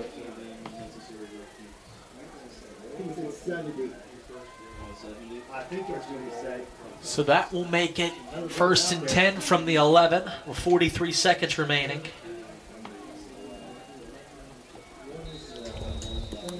Concord will be playing at home next week as they take on Charleston. And the next time you'll see the Hilltoppers here at West Family Stadium will be homecoming on the 22nd. As the Mountain Lions will kneel this, and that will be your game here. Coach, final thoughts. Ran into a red-hot quarterback and receiver duo today. Concord very, very impressive with their skill in those positions and threw for 444 yards and 5 touchdowns. Pretty impressive performance. Final score for the final time. The Hilltoppers dropped their first one at home, 45-28. Say thank you to everyone that tuned into this afternoon's game. And we'll see you next time here on Topper Station, the Mountain East Conference Digital Network.